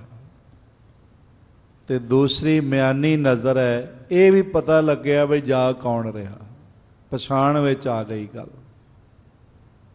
ਤੇ ਤੀਸਰੀ ਨੂੰ ਕਹਿੰਦੇ ਲੰਮੀ ਨਜ਼ਰ। ਦੇ ਲੰਮੀ ਨਜ਼ਰ ਨਿਹਾਲੀ ਹੈ ਮਹਾਰਾਜ ਦੇ ਬੋਲ ਹਨ। ਫਿਰ ਉਹਨਾਂ ਦੇ ਜਾਣ ਦਾ ਮਕਸਦ ਵੀ ਪਤਾ ਲੱਗ ਗਿਆ ਵੀ ਕਿਉਂ ਜਾ ਰਹੇ ਨੇ, ਕਿੱਥੇ ਜਾ ਰਹੇ ਨੇ ਤੇ ਕਿਸ ਕਾਰਨ ਜਾ ਰਹੇ ਨੇ। ਇਸ ਤਰ੍ਹਾਂ ਸੁਣਨ ਦੀਆਂ ਵੀ ਵੱਖ-ਵੱਖ ਸਟੇਜਸ ਨੇ। ਇੱਕ ਕੰਨ ਰਸ ਬਣਾ ਕੇ ਸੁਣ ਲਿਆ, ਬੜੇ ਨੇ ਜਿਹੜੇ ਸਿਰਫ ਸਾਜ਼ ਹੀ ਸੁਣਦੇ ਨੇ, ਸੰਗੀਤ ਹੀ ਸੁਣਦੇ ਨੇ, ਆਵਾਜ਼ ਹੀ ਸੁਣਦੇ ਨੇ। ਸਰੋਤੇ ਉਹ ਵੀ ਹੈਗੇ ਨੇ, ਪਰ ਕੁਛ ਐਸੇ ਨੇ ਸੁਰ, ਸੰਗੀਤ, ਤੇ ਸੁਰੀਲੀ ਆਵਾਜ਼ ਤੋਂ ਅੱਗੇ ਬਾਣੀ ਵੀ ਸੁਣਦੇ, ਤੇ ਕੁਛ ਐਸੇ ਨੇ ਜਿਹੜੇ ਫਿਰ ਗੁਰੂ ਨੂੰ ਹੀ ਸੁਣਨ ਲੱਗ ਪੈਂਦੇ ਨੇ, ਗੁਰੂ ਹੀ ਬੋਲਦਾ ਪਿਆ, ਗੁਰੂ ਹੀ ਸੁਣਾ ਰਿਹਾ। ਗਹਿਰੀ ਤੋਂ ਗਹਿਰੀ ਸੁਰਤ ਹੁੰਦੀ ਜਾਂਦੀ ਹੈ। ਮਹਾਰਾਜ ਕਹਿਣ ਲੱਗੇ, ਪੂਰਬ ਸੁਣੇ ਪ੍ਰੇਮ ਕਰ ਕਾਨਾ। ਪਹਿਲਾਂ ਤੇ ਕੰਨਾਂ ਨਾਲ ਸਰਵਣ ਕਰਨਾ ਚਾਹੀਦਾ ਹੈ ਤੇ ਪ੍ਰੇਮ ਨਾਲ ਬੈਠਣਾ ਚਾਹੀਦਾ ਹੈ। ਕਰ ਹੈ ਮਨਨ ਨਿਧਿਆਸਨ ਫੇਰ। ਪਹਿਲੇ ਕੰਨਾਂ ਨਾਲ ਸੁਣਨਾ, ਫਿਰ ਮਨਨ ਕਰ, ਫਿਰ ਉਸ ਨੂੰ ਵਿਚਾਰਨਾ, ਸਮਝਣਾ, ਸਾਰਾ ਦਿਨ ਸੁਰਤ ਉੱਤੇ ਰੱਖਣੀ, ਤੇ ਫਿਰ ਨਿਧਿਆਸਨ ਹਿਰਦੇ ਵਿੱਚ ਵਸਾ ਲੈਣਾ। ਤੀਨੋ ਜਬ ਇਕੱਤਰ ਇਨ ਹੇਰ। ਔਰ ਇਸ ਤਰ੍ਹਾਂ ਜਦੋਂ ਸੁਣਨਾ, ਮੰਨਣਾ, ਨਿਧਿਆਸਨ ਕਰਨਾ ਜਦ ਹੁੰਦਾ ਹੈ, ਮੰਨਣਾ ਹੋ ਜਾਂਦਾ ਹੈ, ਔਰ ਹੋਰ ਬਿਰਤੀਆਂ ਤਿਆਗ ਕੇ ਉਸ ਦਾ ਰੂਪ ਹੋ ਜਾਂਦਾ ਹੈ ਜਦ। ਤਬ ਠਹਿਰਹਿ ਸਿੱਖ ਕੇ ਉਰ ਮਾਹੇ। ਫੇਰ ਗੁਰੂ ਦੇ ਸੁਣੇ ਹੋਏ ਬੋਲ, ਸੁਣਿਆ ਹੋਇਆ ਕੀਰਤਨ, ਸੁਣੀ ਹੋਈ ਕਥਾ, ਸੁਣੀ ਹੋਈ ਗੁਰਮਤਿ ਵਿਚਾਰ ਮਨ ਵਿੱਚ ਠਹਿਰ ਜਾਂਦੀ। ਮੈਨੂੰ ਇੱਕ ਸੱਜਣ ਨੇ, ਉਹਨਾਂ ਦਾ ਫੋਨ ਆਉਂਦਾ ਕਦੀ ਕਦੀ, ਜੋ ਮੈਂ ਕਥਾ ਸੁਣਾਉਣਾ ਸਾਰੀ ਮੈਨੂੰ ਸੁਣਾ ਦਿੰਦੇ, ਤੇ ਮੈਂ ਹੈਰਾਨ ਹੋਣਾ। ਕਈ ਵਾਰੀ 10-10 ਦਿਨ ਪੁਰਾਣੀ ਵੀ ਸੁਣਾ ਦਿੰਦੇ, ਉਸ ਦਿਨ ਤੁਸੀਂ ਇਹ ਆਖਿਆ ਸੀ, ਉਸ ਦਿਨ ਤੁਸੀਂ ਇਹ ਆਖਿਆ ਸੀ, ਤੇ ਫਿਰ ਗੱਲ ਵੀ ਉਹਨਾਂ ਨੇ ਲੰਬਾ ਸਮਾਂ ਕਰਨੀ ਹੁੰਦੀ, ਤੇ ਮੈਂ ਹੈਰਾਨ ਹੋਣਾ। ਮੈਂ ਕਹਿਣਾ, ਮੈਂ ਸੁਣਾਇਆ ਮੈਨੂੰ ਯਾਦ ਨਹੀਂ, ਤੁਸੀਂ ਸੁਣਿਆ ਤੁਹਾਨੂੰ ਯਾਦ ਹੋ ਗਿਆ। ਇਸ ਤਰ੍ਹਾਂ ਗੁਰੂ ਦੇ ਬਚਨਾਂ ਨੂੰ ਪੂਰੇ ਧਿਆਨ ਨਾਲ ਸੁਣਨਾ। ਗਾਵੀਐ, ਸੁਣੀਐ, ਮਨ ਰੱਖੀਐ ਭਾਉ। ਫਿਰ ਇਸ ਨਾਲ ਮਿਲੇਗਾ ਕਿ ਮਹਾਰਾਜ ਕਹਿੰਦੇ ਨੇ, ਦੁੱਖ ਪਰ ਹਰ ਸੁਖ ਘਰ ਲੈ ਜਾਏ। ਗੁਰੂ ਦੇ ਬਚਨਾਂ ਨੂੰ ਸੁਣਨਾ ਹੈ। ਸੁਣ ਸਾਖੀ ਮਨ ਜਪ ਪਿਆਰ, ਅਜਾ ਮਲ ਉਧਰਿਆ ਕਹਿ ਇੱਕ ਵਾਰ। ਬਾਲਮੀਕੈ ਹੋਆ ਸਾਧ ਸੰਗ, ਧਰੂ ਕੋ ਮਿਲਿਓ ਹਰ ਨਿਸੰਗ। ਇਹ ਸਾਰੀ ਬਾਣੀ ਦੀ ਵਿਚਾਰ ਨੂੰ ਸੁਣਨਾ ਹੈ ਤੇ ਫਿਰ ਮੰਨਣਾ ਹੈ। ਬਾਣੀ ਨਾਲ ਜਾਂਦੀ ਹੈ ਜੋ ਕੰਠ ਕੀਤੀ ਹੁੰਦੀ ਹੈ, ਜਿਸ ਨੂੰ ਬਾਰ-ਬਾਰ ਪੜ੍ਹੀਏ। ਬੜੇ ਸੱਜਣਾਂ ਦੀ ਸ਼ਿਕਾਇਤ ਹੈ ਜੀ, ਬਾਕੀ ਤਾਂ 4 ਬਾਣੀਆਂ ਯਾਦ ਨੇ, ਜਾਪ ਸਾਹਿਬ ਯਾਦ ਨਹੀਂ। ਤੇ ਉਹਨਾਂ ਨੂੰ ਮੈਂ ਬੇਨਤੀ ਕਰਨਾ ਚਾਹੁੰਦਾ ਹਾਂ, ਜਾਪ ਸਾਹਿਬ ਦੇ 4-4 ਪਦ ਲਿਖ ਲਿਆ ਕਰੋ ਤੇ ਲਿਖ ਕੇ ਯਾਦ ਕਰ ਲਿਆ ਕਰੋ, ਤੇ ਇਸ ਢੰਗ ਨਾਲ ਉਸ ਨੂੰ 25-30 ਵਾਰੀ ਬੋਲ ਕੇ ਪੜ੍ਹੋ। ਤੇ 25-30 ਵਾਰੀ ਪੜ੍ਹੋਗੇ ਤੇ ਮਹਾਰਾਜ ਦੀ ਮਿਹਰ ਹੋ ਜਾਏਗੀ, ਕੰਠਾਗਰ ਹੋ ਜਾਏਗਾ, ਵਸ ਜਾਏਗਾ ਹਿਰਦੇ ਵਿੱਚ। ਮੈਨੂੰ ਯਾਦ ਹੈ ਮਹਾਰਾਜ ਜੀ ਦੀ ਬਖਸ਼ਿਸ਼ ਹੋਈ ਸੀ, ਜਦੋਂ ਜਾਪ ਸਾਹਿਬ ਯਾਦ ਹੋਇਆ ਸੀ, ਇੱਕੋ ਦਿਨ ਵਿੱਚ ਹੋ ਗਿਆ ਸੀ, ਦੂਸਰਾ ਦਿਨ ਨਹੀਂ ਸੀ ਪਿਆ। ਮਹਾਰਾਜ ਜੀ ਦੀ ਕਿਰਪਾ ਦ੍ਰਿਸ਼ਟੀ ਹੋ ਜਾਂਦੀ ਹੈ, ਬਖਸ਼ਿਸ਼ ਵਰਤ ਜਾਂਦੀ ਹੈ, ਤੇ ਸਤਿਗੁਰੂ ਜੀ ਦੀ ਬਾਣੀ ਸਿੱਖ ਦੀ ਰਸਨਾ ਤੇ ਸਰਲਤਾ ਨਾਲ ਚੱਲ ਪੈਂਦੀ। ਤੇ ਜਦ ਐਸੀ ਕਿਰਪਾ ਬਣ ਜਾਏ, ਫਿਰ ਇਹ ਨਾ ਸਮਝੋ ਬਈ ਮੈਂ ਯਾਦ ਕਰ ਲਿਆ ਜਾਂ ਮੈਂ ਪੜ੍ਹ ਲਿਆ, ਮੈਂ ਵਿਚਾਰ ਲਿਆ। ਮਨ ਪੂਰੀ ਤਰ੍ਹਾਂ ਝੁਕ ਜਾਣਾ ਚਾਹੀਦਾ ਹੈ ਕਿ ਹੇ ਗੁਰੂ, ਤੂੰ ਆਪ ਮੇਰੀ ਰਸਨਾ ਤੇ ਨਿਵਾਸ ਕੀਤਾ ਹੈ, ਆਪ ਬੈਠ ਗਿਆ। ਤੇ ਫਿਰ ਇਸ ਨੂੰ ਸੰਭਾਲਣਾ, ਰੋਜ਼ ਪੜ੍ਹਨਾ, ਰੋਜ਼ ਵਿਚਾਰਨਾ, ਰੋਜ਼ ਸਮਝਣਾ, ਤੇ ਰੋਜ਼ ਆਪਣੇ ਹਿਰਦੇ ਵਿੱਚ ਆਖੇ ਹੋਏ ਗੁਰੂ ਦੇ ਬੋਲਾਂ ਨੂੰ ਵਸਾਉਣਾ, ਬਾਰ-ਬਾਰ ਉਹਨਾਂ ਅਨੁਸਾਰ ਕਰਮ ਕਰਨਾ। ਫਿਰ ਇਸ ਤਰ੍ਹਾਂ ਬਾਣੀ ਜਿੱਥੇ ਜਾਓਗੇ ਨਾਲ ਰਵੇਗੀ। ਗੁਰ ਮੇਰੇ ਸੰਗ ਸਦਾ ਹੈ ਨਾਲੇ, ਸਿਮਰ ਸਿਮਰ ਤੇ ਸਦਾ ਸੰਭਾਲੇ। ਬਾਣੀ ਰਾਖੀ ਕਰਨ ਲੱਗ ਪੈਂਦੀ ਹੈ। ਸਾਹਿਬ ਜੀ ਇਸ ਤਰ੍ਹਾਂ ਫਰਮਾਨ ਕਰਦੇ ਹਨ ਕਿ ਜਦੋਂ ਸੁਣਨਾ, ਮੰਨਣਾ, ਨਿਧਿਆਸਨ ਕਰਨਾ, ਇੱਕ ਰੂਪਤਾ ਹੋਣਾ ਹੋ ਜਾਂਦਾ ਹੈ, ਤਾਂ ਤਬ ਠਹਿਰਹਿ ਸਿੱਖ ਕੇ ਉਰ ਮਾਹੇ। ਫਿਰ ਬਾਣੀ ਸਿੱਖ ਦੇ ਹਿਰਦੇ ਵਿੱਚ ਠਹਿਰ ਜਾਂਦੀ। ਜਿਵੇਂ ਕਹਾਵਤ ਹੈ ਨਾ ਬਈ, ਸ਼ੇਰਨੀ ਦਾ ਦੁੱਧ ਸੋਨੇ ਦੇ ਭਾਂਡੇ 'ਚ ਹੀ ਠਹਿਰਦਾ। ਇਸ ਤਰ੍ਹਾਂ ਬਾਣੀ ਉਹਨਾਂ ਨੂੰ ਹੀ ਯਾਦ ਹੁੰਦੀ ਹੈ ਜਿਨ੍ਹਾਂ ਦਾ ਹਿਰਦਾ ਗੁਰੂ ਪ੍ਰੇਮ ਵਿੱਚ ਸੋਨੇ ਵਾਂਗੂ ਬਣ ਜਾਂਦਾ, ਮੈਲ ਨਿਕਲ ਜਾਂਦੀ, ਸ਼ੱਕ ਨਿਕਲ ਜਾਂਦਾ। ਮੈਂ ਕਈ ਵਾਰੀ ਦੇਖ ਕੇ ਹੈਰਾਨ ਹੁੰਦਾ ਹਾਂ ਬਈ ਚੰਗੇ ਚੰਗੇ ਗੁਰਮਤੀਏ ਪਰਿਵਾਰ ਜਿਨ੍ਹਾਂ ਦਾ ਬੜਾ ਨਾਮ ਹੈਗਾ, ਮਹਾਰਾਜ ਦੀ ਕਿਰਪਾ ਨਾਲ ਕਕਾਰ ਵੀ ਪਹਿਨੇ ਹੋਏ ਨੇ, ਚੰਗੇ ਬਜ਼ੁਰਗਾਂ ਨਾਲ ਵੀ ਉਹਨਾਂ ਦੀ ਪੀੜ੍ਹੀ ਜੁੜਦੀ ਹੈ, ਚੰਗੇ ਸਨਮਾਨਯੋਗ ਮਹਾਨ ਮਹਾਂਪੁਰਖਾਂ ਨਾਲ ਵੀ ਉਹਨਾਂ ਦੀ ਪੀੜ੍ਹੀ ਜੁੜਦੀ ਹੈ, ਪਰ ਦੇਖਣ ਵਿੱਚ ਆਇਆ ਤਾਂਤਰਿਕਾਂ ਦੇ ਡੇਰਿਆਂ 'ਤੇ ਫਿਰਦੇ ਪਏ, ਜਾਦੂ ਟੂਣੇ ਕਰਦੇ ਪਏ। ਇਹਦਾ ਮਤਲਬ ਹੈ ਇੱਕ ਤਾਂ ਆਪਣੇ ਗੁਰੂ ਨੂੰ ਨੀਵਾਂ ਕਰ ਰਹੇ ਹਨ ਤੇ ਇੱਕ ਆਪਣੇ ਬਜ਼ੁਰਗਾਂ ਦੀ ਵੀ ਪੱਗ ਲਾਉਂਦੇ ਪਏ ਨੇ ਚੁਰਾਹੇ ਵਿੱਚ। ਪਤਾ ਨਹੀਂ ਇਹਨਾਂ ਨੂੰ ਸਪੁੱਤਰ ਆਖੋਗੇ, ਪੁੱਤਰ ਆਖੋਗੇ ਕਿ ਕੀ ਆਖੋਗੇ। ਇਹ ਤਿੰਨ ਨੇ ਨਾ ਸ਼੍ਰੇਣੀਆਂ, ਸਪੁੱਤਰ, ਪੁੱਤਰ, ਪਰ ਅਗਲਾ ਮੈਂ ਕਹਿਣਾ ਨਹੀਂ ਹੈ, ਗੱਲ ਥੋੜ੍ਹੀ ਕੌੜੀ ਹੋ ਜਾਏਗੀ। ਤੁਸੀਂ ਸਾਰੇ ਸਮਝਦੇ ਹੋ ਪੁਰਖਾ, ਜੇ ਤੇਰਾ ਪਿਤਾ ਗੁਰੂ ਨਾਲ ਜੁੜਿਆ ਰਿਹਾ, ਮਾਂ ਗੁਰੂ ਨਾਲ ਜੁੜੀ ਰਹੀ, ਬਜ਼ੁਰਗ ਅੰਮ੍ਰਿਤ ਧਾਰੀ ਰਹੇ, ਗੁਰੂ ਦੇ ਪ੍ਰਚਾਰ ਪ੍ਰਸਾਰ ਵਿੱਚ ਅੱਗੇ ਹੋ ਕੇ ਚੱਲਦੇ ਰਹੇ, ਤੇ ਤੂੰ ਤਾਂਤਰਿਕਾਂ ਦੇ ਡੇਰਿਆਂ 'ਤੇ ਫਿਰਦਾ, ਫਿਰ ਤੂੰ ਗੁਰੂ ਦਾ ਅਪਮਾਨ ਤਾਂ ਕੀਤਾ ਹੀ ਹੈ, ਆਪਣੇ ਮਾਤਾ ਪਿਤਾ ਦਾ ਵੀ ਅਪਮਾਨ ਕਰਦਾ ਪਿਆ। ਤੇ ਜੇ ਸੰਸਾਰ ਵਿੱਚ ਤੇਰਾ ਗੁਰੂ ਪ੍ਰਤੀ ਭਰੋਸਾ ਨਹੀਂ ਰਿਹਾ, ਗੁਰੂ ਪ੍ਰਤੀ ਅਕੀਦਤ ਨਹੀਂ ਰਹੀ, ਵਿਸ਼ਵਾਸ ਨਹੀਂ ਰਿਹਾ, ਤੇ ਫਿਰ ਪੁਰਖਾ ਗੁਰੂ ਨੇ ਤੇਰਾ ਭਲਾ ਕਿਧਰੋਂ ਦੀ ਕਰਨਾ? ਫਿਰ ਕਿਸ ਨੂੰ ਆਖੇਂਗਾ? ਇਹ ਜਿਹੜਾ ਸੀਸ ਹੈ ਨਾ ਦਸਤਾਰ ਵਾਲਾ, ਇਹ ਝੁਕਣਾ ਨਹੀਂ ਚਾਹੀਦਾ। ਹਾਂ, ਜੇ ਝੁਕੇ ਤੇ ਸ੍ਰੀ ਗੁਰੂ ਗ੍ਰੰਥ ਸਾਹਿਬ ਮਹਾਰਾਜ ਅੱਗੇ, ਗੁਰੂ ਪੰਥ ਅੱਗੇ ਇਹ ਦਸਤਾਰ ਵਾਲਾ ਸੀਸ ਇਹ ਤਾਂਤਰਿਕਾਂ ਦੇ, ਜੋਤਸ਼ੀਆਂ ਦੇ, ਤੇ ਮੈਂ ਅਰਜ਼ ਕਰਾਂ ਪਖੰਡੀਆਂ ਦੇ ਸਾਹਮਣੇ ਨਹੀਂ ਝੁਕਣਾ ਚਾਹੀਦਾ। ਕਿ ਜੇ ਇਹੋ ਜਿਹੀ ਕੁਤਾਈ ਕੋਈ ਕਰਦਾ ਹੈ ਤਾਂ ਫਿਰ ਦਸਤਾਰ ਤੇਰੀ ਨਹੀਂ ਹੈ, ਦਸਤਾਰ ਗੁਰੂ ਗੋਬਿੰਦ ਸਿੰਘ ਮਹਾਰਾਜ। ਆਪ ਨੇ ਪੰਥ ਨੂੰ ਦਸਤਾਰ ਦੇ ਦਿੱਤੀ ਸੀ ਚਮਕੌਰ ਸਾਹਿਬ। ਔਰ ਮੈਂ ਅਰਜ਼ ਕਰਾਂ ਫਿਰ ਇਹ ਆਪਣੀ ਦਸਤਾਰ ਤੋਂ ਨਹੀਂ ਝੁਕਾ ਰਿਹਾ। ਮੂਰਖਾ, ਤੂੰ ਗੁਰੂ ਗੋਬਿੰਦ ਸਿੰਘ ਮਹਾਰਾਜ ਦੀ ਦਸਤਾਰ ਕਿਸੇ ਦੇ ਪੈਰਾਂ 'ਤੇ ਰੱਖਦਾ ਪਿਆ। ਤੇ ਜੇ ਗੁਰੂ ਗੋਬਿੰਦ ਸਿੰਘ ਦੀ ਬਖਸ਼ੀ ਹੋਈ ਦਸਤਾਰ ਤੂੰ ਕਿਸੇ ਦੇ ਪੈਰਾਂ 'ਤੇ ਰੱਖੇਂਗਾ, ਫਿਰ ਤੇਰੀ ਦਸਤਾਰ ਕੌਣ ਬਚਾਏਗਾ? ਤੇਰੀ ਦਸਤਾਰ ਕਿਵੇਂ ਬਚੇਗੀ? ਤੇ ਤੇਰਾ ਮਾਣ ਸਨਮਾਨ ਕਿਵੇਂ ਰਹੇਗਾ? ਪਰ ਮਨੁੱਖ ਸਮਝਦਾ ਨਹੀਂ।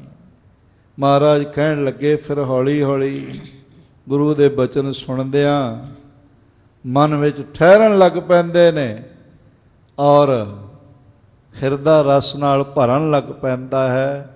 ਤੇ ਐਸੇ ਗੁਰਸਿੱਖ ਕਿਧਰੇ ਨਹੀਂ ਝੁਕਦੇ, ਉਹ ਕੇਵਲ ਤੇ ਕੇਵਲ ਗੁਰੂ ਗ੍ਰੰਥ ਸਾਹਿਬ ਮਹਾਰਾਜ ਜੀ ਦੇ ਅੱਗੇ, ਗੁਰੂ ਪੰਥ ਦੇ ਅੱਗੇ ਨਤਮਸਤਕ ਹੁੰਦੇ ਹਨ। ਰਹਿ ਵਿਚਾਰਤ ਬਿਸਰਹਿ ਨਾਹੀ। ਇਸ ਤਰ੍ਹਾਂ ਉਹ ਫਿਰ ਅੰਦਰ ਵਿਚਾਰ ਚੱਲਦੀ ਰਹਿੰਦੀ ਹੈ ਤੇ ਨਾਮ ਵਿਸਰਦਾ ਨਹੀਂ। ਹਰ ਵੇਲੇ ਅੰਦਰ ਵਾਹਿਗੁਰੂ ਵਾਹਿਗੁਰੂ ਵਾਹਿਗੁਰੂ ਚੱਲਦਾ ਤੇ ਸੁਣਨ ਲੱਗ ਪੈਂਦਾ, ਆਵਾਜ਼ ਆਉਣ ਲੱਗ ਪੈਂਦੀ। ਐਸੇ ਅਭਿਆਸੀ ਪੁਰਖਾਂ ਦਾ ਕਈ ਦਫਾ ਸਰੀਰ ਥੱਕ ਜਾਂਦਾ ਹੈ ਤੇ ਸਵੇਰੇ ਜਾਗਿਆ ਨਹੀਂ ਜਾਂਦਾ, ਪਰ ਜਦੋਂ ਜਪਣ ਦਾ ਟਾਈਮ ਹੁੰਦਾ ਉਸ ਵੇਲੇ ਉਹਨਾਂ ਦੇ ਸਰੀਰ ਵਿੱਚੋਂ ਆਵਾਜ਼ ਆਉਣ ਲੱਗ ਪੈਂਦੀ, ਵਾਹਿਗੁਰੂ ਵਾਹਿਗੁਰੂ ਵਾਹਿਗੁਰੂ ਸੁਣਾਈ ਪੈਣ ਲੱਗ ਪੈਂਦਾ। ਕਈਆਂ ਨੂੰ ਬਾਹਰੋਂ ਸੁਣਦਾ, ਉਹ ਸੋਚਦੇ ਸ਼ਾਇਦ ਅਗਲਾ ਜਾਪ ਕਰ ਰਿਹਾ, ਪਰ ਉਹ ਰੋਮ ਰੋਮ 'ਚੋਂ ਆਵਾਜ਼ ਆ ਰਹੀ ਹੈ। ਕਈ ਗੁਰਸਿੱਖ ਪਿਆਰੇ ਮਿਲਦੇ ਨੇ ਕਿ ਮੈਂ ਸੁਪਨੇ ਵਿੱਚ ਅੱਜ ਇਸ਼ਨਾਨ ਕੀਤਾ। ਇੱਕ ਸੱਜਣ ਨੇ ਤਾਂ ਮੈਨੂੰ ਇੱਥੋਂ ਤੱਕ ਕਿਹਾ ਬਈ 5 ਬਾਣੀਆਂ ਦਾ ਪਾਠ ਪੂਰਾ ਸੁਪਨੇ ਵਿੱਚ ਹੋ ਗਿਆ। ਮੈਂ ਕਿਹਾ ਇਸ ਦੇ 2 ਕਾਰਨ ਨੇ, ਇੱਕ ਤਾਂ ਬਾਣੀ ਤੈਨੂੰ ਯਾਦ ਹੈ ਤੇ ਦੂਸਰਾ ਤੂੰ ਅੰਮ੍ਰਿਤ ਵੇਲੇ ਦਾ ਅਭਿਆਸੀ ਹੈ। ਸਰੀਰ ਥੱਕਿਆ ਹੋਣ ਕਰਕੇ ਤੇਰੇ ਕੋਲ ਜਾਗਿਆ ਨਹੀਂ ਗਿਆ, ਪਰ ਤੇਰੇ ਮਨ ਨੇ ਉਹ ਸਾਰਾ ਨਿਤਨੇਮ ਕਰ ਲਿਆ ਤੇ ਉਹ ਕਰਨ ਦਾ ਹੀ ਫਲ ਹੈ ਪੂਰਾ। ਇਸ ਨੂੰ ਹੀ ਮਹਾਰਾਜ ਨੇ ਕਿਹਾ, ਉਠਤ ਬੈਠਤ ਸੋਵਤ ਧਿਆਈ ਹੈ। ਉੱਠਦਿਆਂ ਬਹਿੰਦਿਆਂ ਚਲਦਿਆਂ ਫਿਰਦਿਆਂ ਧਿਆਨ ਕਰਨਾ, ਮਾਰਗ ਚਲਤ ਹਰੇ ਹਰ ਗਾਈ ਹੈ। ਇਸ ਤਰ੍ਹਾਂ ਕਰਦਿਆਂ ਫਿਰ ਸੁੱਤਿਆਂ ਹੋਇਆਂ ਵੀ ਨਾਮ ਚੱਲਦਾ ਰਹਿੰਦਾ। ਔਰ ਚੱਲਦਾ ਇਸ ਤਰ੍ਹਾਂ ਨਹੀਂ ਵੀ ਸਿਰਫ ਸਾਨੂੰ ਪਤਾ ਨਹੀਂ ਚੱਲਦਾ, ਉਹ ਸਾਨੂੰ ਪੂਰਾ ਸੁਣਨ ਲੱਗ ਪੈਂਦਾ, ਪੂਰੀ ਆਵਾਜ਼ ਗੂੰਜਦੀ ਹੈ ਔਰ ਬੜੀ ਰਸ ਵਾਲੀ ਆਵਾਜ਼ ਗੂੰਜਦੀ ਹੈ। ਸਰਵਨ ਕਰਨ ਹੈ ਦੋਏ ਪ੍ਰਕਾਰ। ਫਿਰ ਸਿੱਖਾਂ ਨੇ ਬੇਨਤੀ ਕੀਤੀ, ਮਹਾਰਾਜ ਸਰਵਣ ਕਿਵੇਂ ਕੀਤਾ ਜਾਏ? ਬੜਾ ਸੋਹਣਾ ਸਵਾਲ ਹੈ, ਸਾਡਾ ਸਾਰਿਆਂ ਦਾ ਹੀ ਹੈ ਬਈ ਕਿਸ ਢੰਗ ਨਾਲ ਸਰਵਣ ਕਰੀਏ। ਸਰਵਣ ਕਰਨ ਦਾ ਵੀ ਕੋਈ ਢੰਗ ਹੈ? ਮੈਂ ਅਰਜ਼ ਕਰਾਂ, ਸਭ ਤੋਂ ਔਖਾ ਸਰਵਣ ਕਰਨਾ ਹੀ, ਹੋਰ ਕੁਝ ਐਸਾ ਔਖਾ ਨਹੀਂ। ਸਾਡੇ ਸਨਾਤਨੀ ਵੀਰ ਮੰਦਰ 'ਚ ਜਾਂਦੇ ਨੇ ਤੇ ਮੂਰਤੀ ਦੇ ਦਰਸ਼ਨ ਕਰਕੇ ਆਉਂਦੇ। ਦਰਸ਼ਨ ਕਰਨਾ ਇਤਨਾ ਔਖਾ ਨਹੀਂ, ਕੋਈ ਵੀ ਮਨੁੱਖ ਦੇਖ ਸਕਦਾ ਸਾਹਮਣੇ ਕੀ ਦ੍ਰਿਸ਼ ਹੈਗਾ ਹੈ। ਸਾਡੇ ਮੁਸਲਿਮ ਵੀਰ ਤਲਾਵਤ ਕਰਦੇ ਨੇ, ਪੜ੍ਹਨ ਜਾਂਦੇ, ਨਮਾਜ਼ ਪੜ੍ਹਨੀ। ਮੈਂ ਅਰਜ਼ ਕਰਾਂ, ਪੜ੍ਹਿਆ ਵੀ ਜਾ ਸਕਦਾ, ਦੇਖਣ ਨਾਲੋਂ ਕੁਝ ਔਖਾ ਹੈ ਪੜ੍ਹਨਾ। ਕਿਤਾਬ ਨੂੰ ਸਿਰਫ ਦੇਖਣਾ ਬਾਹਰੋਂ ਤੇ ਪੜ੍ਹਨਾ, ਮਿਹਨਤ ਕਰਨੀ ਪਏਗੀ।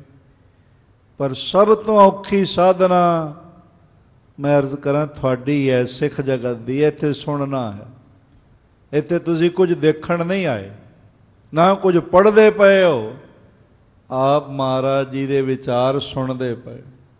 ਤੇ ਸੁਣਨਾ ਬੇਧਿਆਨੇ ਹੋ ਕੇ ਨਹੀਂ ਹੋ ਸਕਦਾ। ਮਹਾਰਾਜ ਕਹਿਣ ਲੱਗੇ ਸੁਣਨ ਵਿੱਚ ਫਰਕ ਹੈ। ਸਾਹਿਬ ਆਖਣ ਲੱਗੇ ਸਰਵਨ ਕਰਨ ਹੈ ਦੋਏ ਪ੍ਰਕਾਰ। ਦੋ ਤਰ੍ਹਾਂ ਨਾਲ ਸੁਣਨਾ ਹੁੰਦਾ ਹੈ। ਸੁਣ ਹੈ ਸਥਿਤ ਸਤ ਸੰਗ ਮਝਾਰ। ਇੱਕ ਸੁਣਨਾ ਹੈ ਸਤ ਸੰਗਤ ਵਿੱਚ ਬੈਠ ਕੇ, ਸਥਿਤ ਹੋ ਕੇ ਗੁਰੂ ਰੂਪ ਸੰਗਤ ਦਾ ਦੀਦਾਰ ਵੀ ਕਰਨਾ। ਕਿੰਨੇ ਸੋਹਣੇ ਬਚਨ ਨੇ ਮੇਰੇ ਪਾਤਸ਼ਾਹ ਜੀ ਦੇ। ਅੰਤਰ ਗੁਰ ਆਰਾਧਨਾ, ਜੇਵਾ ਜਪ ਗੁਰ ਨਾਉ, ਨੇਤਰੀ ਸਤਿਗੁਰ ਪੇਖਣਾ, ਸਰਵਣੀ ਸੁਣਨਾ ਗੁਰ ਨਾਉ। ਸਾਹਿਬ ਕਹਿਣ ਲੱਗੇ ਸੰਗਤ ਵਿੱਚ ਸਥਿਤ ਹੋ ਕੇ ਬੈਠ ਕੇ ਮਹਾਰਾਜ ਜੀ ਦੇ ਗੁਣਾਂ ਨੂੰ ਸਰਵਣ ਕਰਨਾ। ਮਨ ਦੇਹ ਦਿਸ ਮਹਿ ਦੋਰਤ ਫਿਰੈ। ਪਰ ਨਾਲ ਇਹ ਹੁੰਦਾ, ਬੈਠੇ ਤਾਂ ਹੈਗੇ ਆ, ਸੁਣਦੇ ਤਾਂ ਹੈਗੇ ਆ, ਪਰ ਮਨ ਦਸਾਂ ਦਿਸ਼ਾਵਾਂ ਵਿੱਚ ਭਰਮਣ ਕਰਦਾ ਰਹਿੰਦਾ। ਐਸੇ ਪੁਰਖ ਨੂੰ ਪੁੱਛੀਏ ਜਿਹਦਾ ਮਨ ਦੌੜਦਾ ਰਹਿੰਦਾ, ਟਿਕਦਾ ਨਹੀਂ। ਬੈਠਾ ਹੈਗਾ, ਕੰਨਾਂ 'ਚ ਆਵਾਜ਼ ਪੈ ਰਹੀ, ਉਹਨੂੰ ਪੁੱਛੀਏ ਭਾਈ ਸੁਣਿਆ ਕੀ ਹੈ? ਤੇ ਕਹਿੰਦਾ ਜੀ ਸੁਣਾਇਆ ਤੇ ਬੜਾ ਵਧੀਆ ਹੈ, ਪਰ ਪਤਾ ਨਹੀਂ ਕੀ ਸੁਣਾਇਆ। ਭਾਈ ਸੁਥਰੇ ਦੀ ਕਥਾ ਤੁਸੀਂ ਸੁਣੀ ਹੋਵੇਗੀ। ਇੱਕ ਜਗ੍ਹਾ ਮਹਾਰਾਜ ਨੇ ਸੇਵਾ ਲਾਈ ਸੀ, ਰੋਜ਼ ਗੁਰੂ ਹਰਗੋਬਿੰਦ ਸਾਹਿਬ ਜੀ ਦੇ ਕੋਲੋਂ ਜਾਣਾ ਤੇ ਉਸ ਨਗਰ ਵਿੱਚ ਉਸਨੇ ਮਹਾਰਾਜ ਦੀ ਕਥਾ ਸੁਣਾਉਣੀ, ਹੱਸ ਕੇ ਸੁਣਾਉਣੀ, ਸੰਗਤ ਵੀ ਬਹੁਤ ਆਉਣੀ। ਇੱਕ ਦਿਨ ਕਥਾ ਵਿੱਚ 2-4 ਗਾਲਾਂ ਕੱਢ ਦਿੱਤੀਆਂ ਸਾਹਮਣੇ ਬੈਠਿਆ, ਮਾਵਾਂ ਦੀਆਂ, ਭੈਣਾਂ ਦੀਆਂ, ਧੀਆਂ ਦੀਆਂ ਗਾਲਾਂ ਕੱਢ ਦਿੱਤੀਆਂ। ਤੇ ਜਿਹੜੇ ਬੈਠੇ ਸਨ ਨਾ, ਉਹ ਡਾਂਗਾਂ ਲੈ ਕੇ ਪੈ ਗਏ। ਸੁਥਰਾ ਭੱਜਿਆ ਬੜੀ ਤੇਜ਼ ਤੇ ਦੌੜਦਾ ਸਾਹੋ ਸਾਈ ਹੋਇਆ, ਪਸੀਨੋ ਪਸੀਨੀ ਹੋਇਆ। ਰਾਹ ਵਿੱਚ ਕਈ ਵਾਰੀ ਡਿੱਗਿਆ ਵੀ ਹੋਵੇਗਾ ਠੋਡਾ ਲੱਗ ਕੇ, ਤੇ ਗੁਰੂ ਹਰਗੋਬਿੰਦ ਸਾਹਿਬ ਮਹਾਰਾਜ ਦੇ ਪਿੱਛੇ ਆ ਕੇ ਛੁਪ ਗਿਆ। ਉਹ ਲਾਲੋ ਲਾਲ ਹੋਏ ਕ੍ਰੋਧ ਵਿੱਚ, ਨਾਲੇ ਮੱਥਾ ਟੇਕਿਆ, ਸੱਚੇ ਪਾਤਸ਼ਾਹ ਇਹਨੂੰ ਬਾਹਰ ਕੱਢੋ, ਇਹਨੂੰ ਦੇਖਣਾ ਸੀ। ਤੇ ਮਹਾਰਾਜ ਕਹਿਣ ਲੱਗੇ ਬਾਹਰ ਕੱਢ ਕੇ ਕੀ ਦੇਖਣਾ, ਇੱਥੇ ਹੀ ਦੇਖ ਲਓ, ਦਿਖਦਾ ਤਾਂ ਹੈਗਾ। ਇਹਨੇ ਸਾਨੂੰ ਗਾਲਾਂ ਕੱਢੀਆਂ ਹਨ। ਤੇ ਮਹਾਰਾਜ ਕਹਿਣ ਲੱਗੇ ਸੁਥਰਿਆ ਕੀ ਚੰਨ ਚਾੜ ਆਇਆ, ਗਾਲਾਂ ਕੱਢ ਆਇਆ? ਆਖਣ ਲੱਗਾ ਸੱਚੇ ਪਾਤਸ਼ਾਹ ਇਹਨਾਂ ਦੇ ਅੰਦਰ ਹੈ ਹੀ ਗਾਲਾਂ ਨੇ, ਸੁਣਦੇ ਹੀ ਗਾਲਾਂ ਨੇ, ਹੋਰ ਕੱਖ ਸੁਣਦੇ ਹੀ ਨਹੀਂ। ਮਹਾਰਾਜ ਮੈਂ ਇੰਨੇ ਦਿਨ ਤੁਸੀਂ ਭੇਜਿਆ, ਕਥਾ ਸੁਣਾਈ, ਇਹਨਾਂ ਨੂੰ ਪੁੱਛੋ ਕੀ ਯਾਦ ਹੈਗਾ? ਸਿਰਫ ਗਾਲਾਂ ਹੀ ਯਾਦ ਨੇ, ਬਾਕੀ ਕੱਖ ਯਾਦ ਨਹੀਂ। ਇਹਦਾ ਮਤਲਬ ਹੈ ਧਿਆਨ ਨਾਲ ਗਾਲਾਂ ਹੀ ਸੁਣੀਆਂ, ਉਹ ਬਾਣੀ ਧਿਆਨ ਨਾਲ ਨਹੀਂ ਸੁਣੀ। ਇਹ ਕਈਆਂ ਦਾ ਸੁਭਾਅ ਹੁੰਦਾ ਹੈ, ਉਹ ਗੁਰੂ ਉਪਦੇਸ਼ ਨੂੰ ਪੂਰਨ ਧਿਆਨ ਨਾਲ ਸੁਣਨ ਦਾ ਯਤਨ ਨਹੀਂ ਕਰਦੇ। ਮਨ ਦਹਿ ਦਿਸ ਵਿੱਚ ਦੌੜਦਾ ਰਹਿੰਦਾ ਹੈ, ਫਿਰਦਾ ਰਹਿੰਦਾ ਹੈ। ਕਹਾ ਕਹਿ ਕੁਛ ਹਿਰਦੈ ਨਾ ਧਰੈ। ਗੁਰੂ ਸੰਗਤ ਵਿੱਚ ਗੁਰੂ ਸਾਹਿਬ ਕੀ ਕਹਿੰਦੇ ਪਏ ਨੇ, ਕੀ ਬਚਨ ਚੱਲ ਰਿਹਾ ਹੈ, ਉਹਨਾਂ ਨੂੰ ਕੁਝ ਯਾਦ ਨਹੀਂ ਰਹਿੰਦਾ। ਤਨਕ ਪੁੰਨ ਇਸ ਸਰਵਨ ਬਖਾਨ। ਇਹ ਵੀ ਸੁਣਨ ਦਾ ਪੁੰਨ ਤਾਂ ਹੈਗਾ। ਇਹ ਨਾ ਆਖੋ ਵੀ ਸੰਗਤ ਵਿੱਚ ਆਉਣ ਦਾ ਕੋਈ ਪੁੰਨ ਨਹੀਂ, ਕੋਈ ਲਾਭ ਨਹੀਂ। ਲਾਭ ਤਾਂ ਹੈਗਾ ਹੈ, ਪਰ ਥੋੜਾ ਜਿਹਾ, ਜ਼ਿਆਦਾ ਨਹੀਂ ਹੈ। ਲਾਭ ਤਾਂ ਹੈਗਾ ਹੈ। ਕਬੀਰ ਜੀ ਦੇ ਆਪਣੇ ਬੋਲ ਹਨ, ਕਹਿੰਦੇ ਨੇ ਸੰਤਨ ਸੇਤੀ ਗੋਸ਼ਟੇ ਜੋ ਕੀਨੇ ਸੋ ਲਾਭ। ਭਾਵੇਂ ਇੱਕ ਘੜੀ ਕਰੇ, ਅੱਧੀ ਕਰੇ, ਉਸ ਤੋਂ ਵੀ ਅੱਧੀ ਕਰੇ, ਪਰ ਜਿਹੜਾ ਆ ਕੇ ਬੈਠਦਾ ਹੈ ਲਾਭ ਤੇ ਉਹਨੂੰ ਮਿਲਦਾ ਹੀ, ਪਰ ਪੂਰਾ ਲਾਭ ਨਹੀਂ ਮਿਲਦਾ। ਥੋੜਾ ਲਾਭ ਪ੍ਰਾਪਤ ਹੁੰਦਾ ਹੈ। ਤਨਕ ਪੁੰਨ ਇਸ ਸ਼ਰਵਨ ਬਖਾਨ। ਇਸ ਤਰ੍ਹਾਂ ਸੁਣਨ ਦਾ ਕਦੀ ਸੁਰਤ ਚਲੀ ਗਈ, ਕਦੀ ਆ ਗਈ। ਜਿੰਨਾ ਕੁ ਸੁਣਿਆ ਥੋੜਾ ਜਿਹਾ ਪੁੰਨ, ਥੋੜਾ ਜਿਹਾ ਮਹਾਤਮ ਉਹਨੂੰ ਪ੍ਰਾਪਤ ਹੁੰਦਾ ਹੈ। ਜਾਨੋ ਭੂਤਨ ਅਗਨ ਸਮਾਨ। ਬਸ ਇਹ ਸਮਝ ਲਓ ਵੀ ਇਹ ਜਿਹੜੀ ਅੱਗ ਹੈ, ਇਹਨੂੰ ਭੂਤਾਂ ਦੀ ਅਗਨੀ ਕਹਿੰਦੇ ਨੇ। ਹੁਣ ਭੂਤਾਂ ਸ਼ਬਦ ਬੋਲਿਆ ਨਾ, ਤੇ ਕਈ ਡਰ ਗਏ ਹੋਣੇ ਨੇ ਵੀ ਖਰੇ ਭੂਤ ਪ੍ਰੇਤਾਂ ਦੀ ਅੱਗ ਦੀ ਗੱਲ ਕੀਤੀ ਜਾ ਰਹੀ। ਕਈਆਂ ਦੇ ਕੰਨ ਖੜੇ ਹੋ ਗਏ ਹੋਣੇ ਬਈ ਸ਼ਾਇਦ ਭੂਤ ਪ੍ਰੇਤ ਵੀ ਕੋਈ ਅੱਗ ਬਾਲਦੇ। ਉਹਨਾਂ ਕੋਈ ਭੂਤਾਂ ਪ੍ਰੇਤਾਂ ਦੀ ਅੱਗ ਦਾ ਜ਼ਿਕਰ ਨਹੀਂ ਹੈ। ਭੂਤਾਂ ਪ੍ਰੇਤਾਂ ਨੇ ਕੋਈ ਲੰਗਰ ਨਹੀਂ ਪਕਾਉਣੇ, ਕੋਈ ਮਰੀਜ਼ਾਂ 'ਚ ਲੋੜਵੰਦਾਂ 'ਚ ਨਹੀਂ ਵੰਡਣੇ। ਉਹਨਾਂ ਨੂੰ ਅੱਗ ਦੀ ਕੀ ਲੋੜ?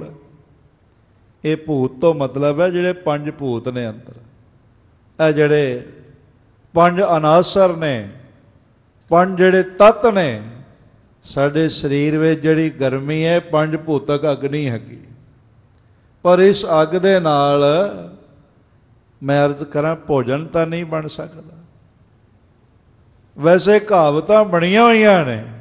ਕੋਈ ਬੰਦਾ ਬੜਾ ਕ੍ਰੋਧੀ ਹੋਵੇ ਨਾ, ਬੜਾ ਤਪਿਆ ਹੋਇਆ ਹੋਵੇ, ਕਈ ਹੁੰਦੇ ਬੜੇ ਤਪੇ ਹੋਏ, ਗੁਰਦੁਆਰੇ ਵੀ ਆ ਜਾਂਦੇ ਤਪੇ ਹੋਏ, ਗਲ ਗਲ ਵਿੱਚ ਤਪਸ ਨਿਕਲਦੀ ਹੈ ਤੇ ਲੱਗਦਾ ਵੀ ਭਾਈਆ ਜਦੋਂ ਬੋਲਦਾ ਅੰਗਿਆਰ ਹੀ ਡਿੱਗਦੇ ਨੇ, ਅੱਗਾਂ ਹੀ ਵਲ ਪੈਂਦੀਆਂ ਨੇ। ਤੇ ਕਹਿੰਦੇ ਨੇ ਇਹੋ ਜਿਹੇ ਦੇ ਘਰ ਦੇ ਵਿੱਚ ਫਿਰ ਭਾਂਬੜ ਹੀ ਬਲੇ ਰਹਿੰਦੇ ਨੇ। ਤੇ ਜੇ ਇੱਕ ਪਤੀਲਾ ਪਾਣੀ ਦਾ ਉਹਦੇ ਸਿਰ ਤੇ ਰੱਖ ਦਿਓ ਸ਼ਾਇਦ ਗਰਮ ਹੋ ਜਾਏ। ਇਹ ਕਹਾਵਤ ਬਣੀ ਹੋਈ ਹੈ ਵੀ ਇਹ ਬੰਦਾ ਤਾਂ ਪਾਣੀ ਨੂੰ ਅੱਗ ਲਾ ਦਿੰਦਾ। ਭਾਵ ਕਿੰਨਾ ਹੀ ਅਗਲਾ ਸ਼ਾਂਤ ਹੋਵੇ, ਇਸ ਨੇ ਆਪਣੇ ਪ੍ਰਚੰਡ ਕ੍ਰੋਧ ਦਾ ਹੀ ਪ੍ਰਗਟਾਵਾ ਕਰਨਾ।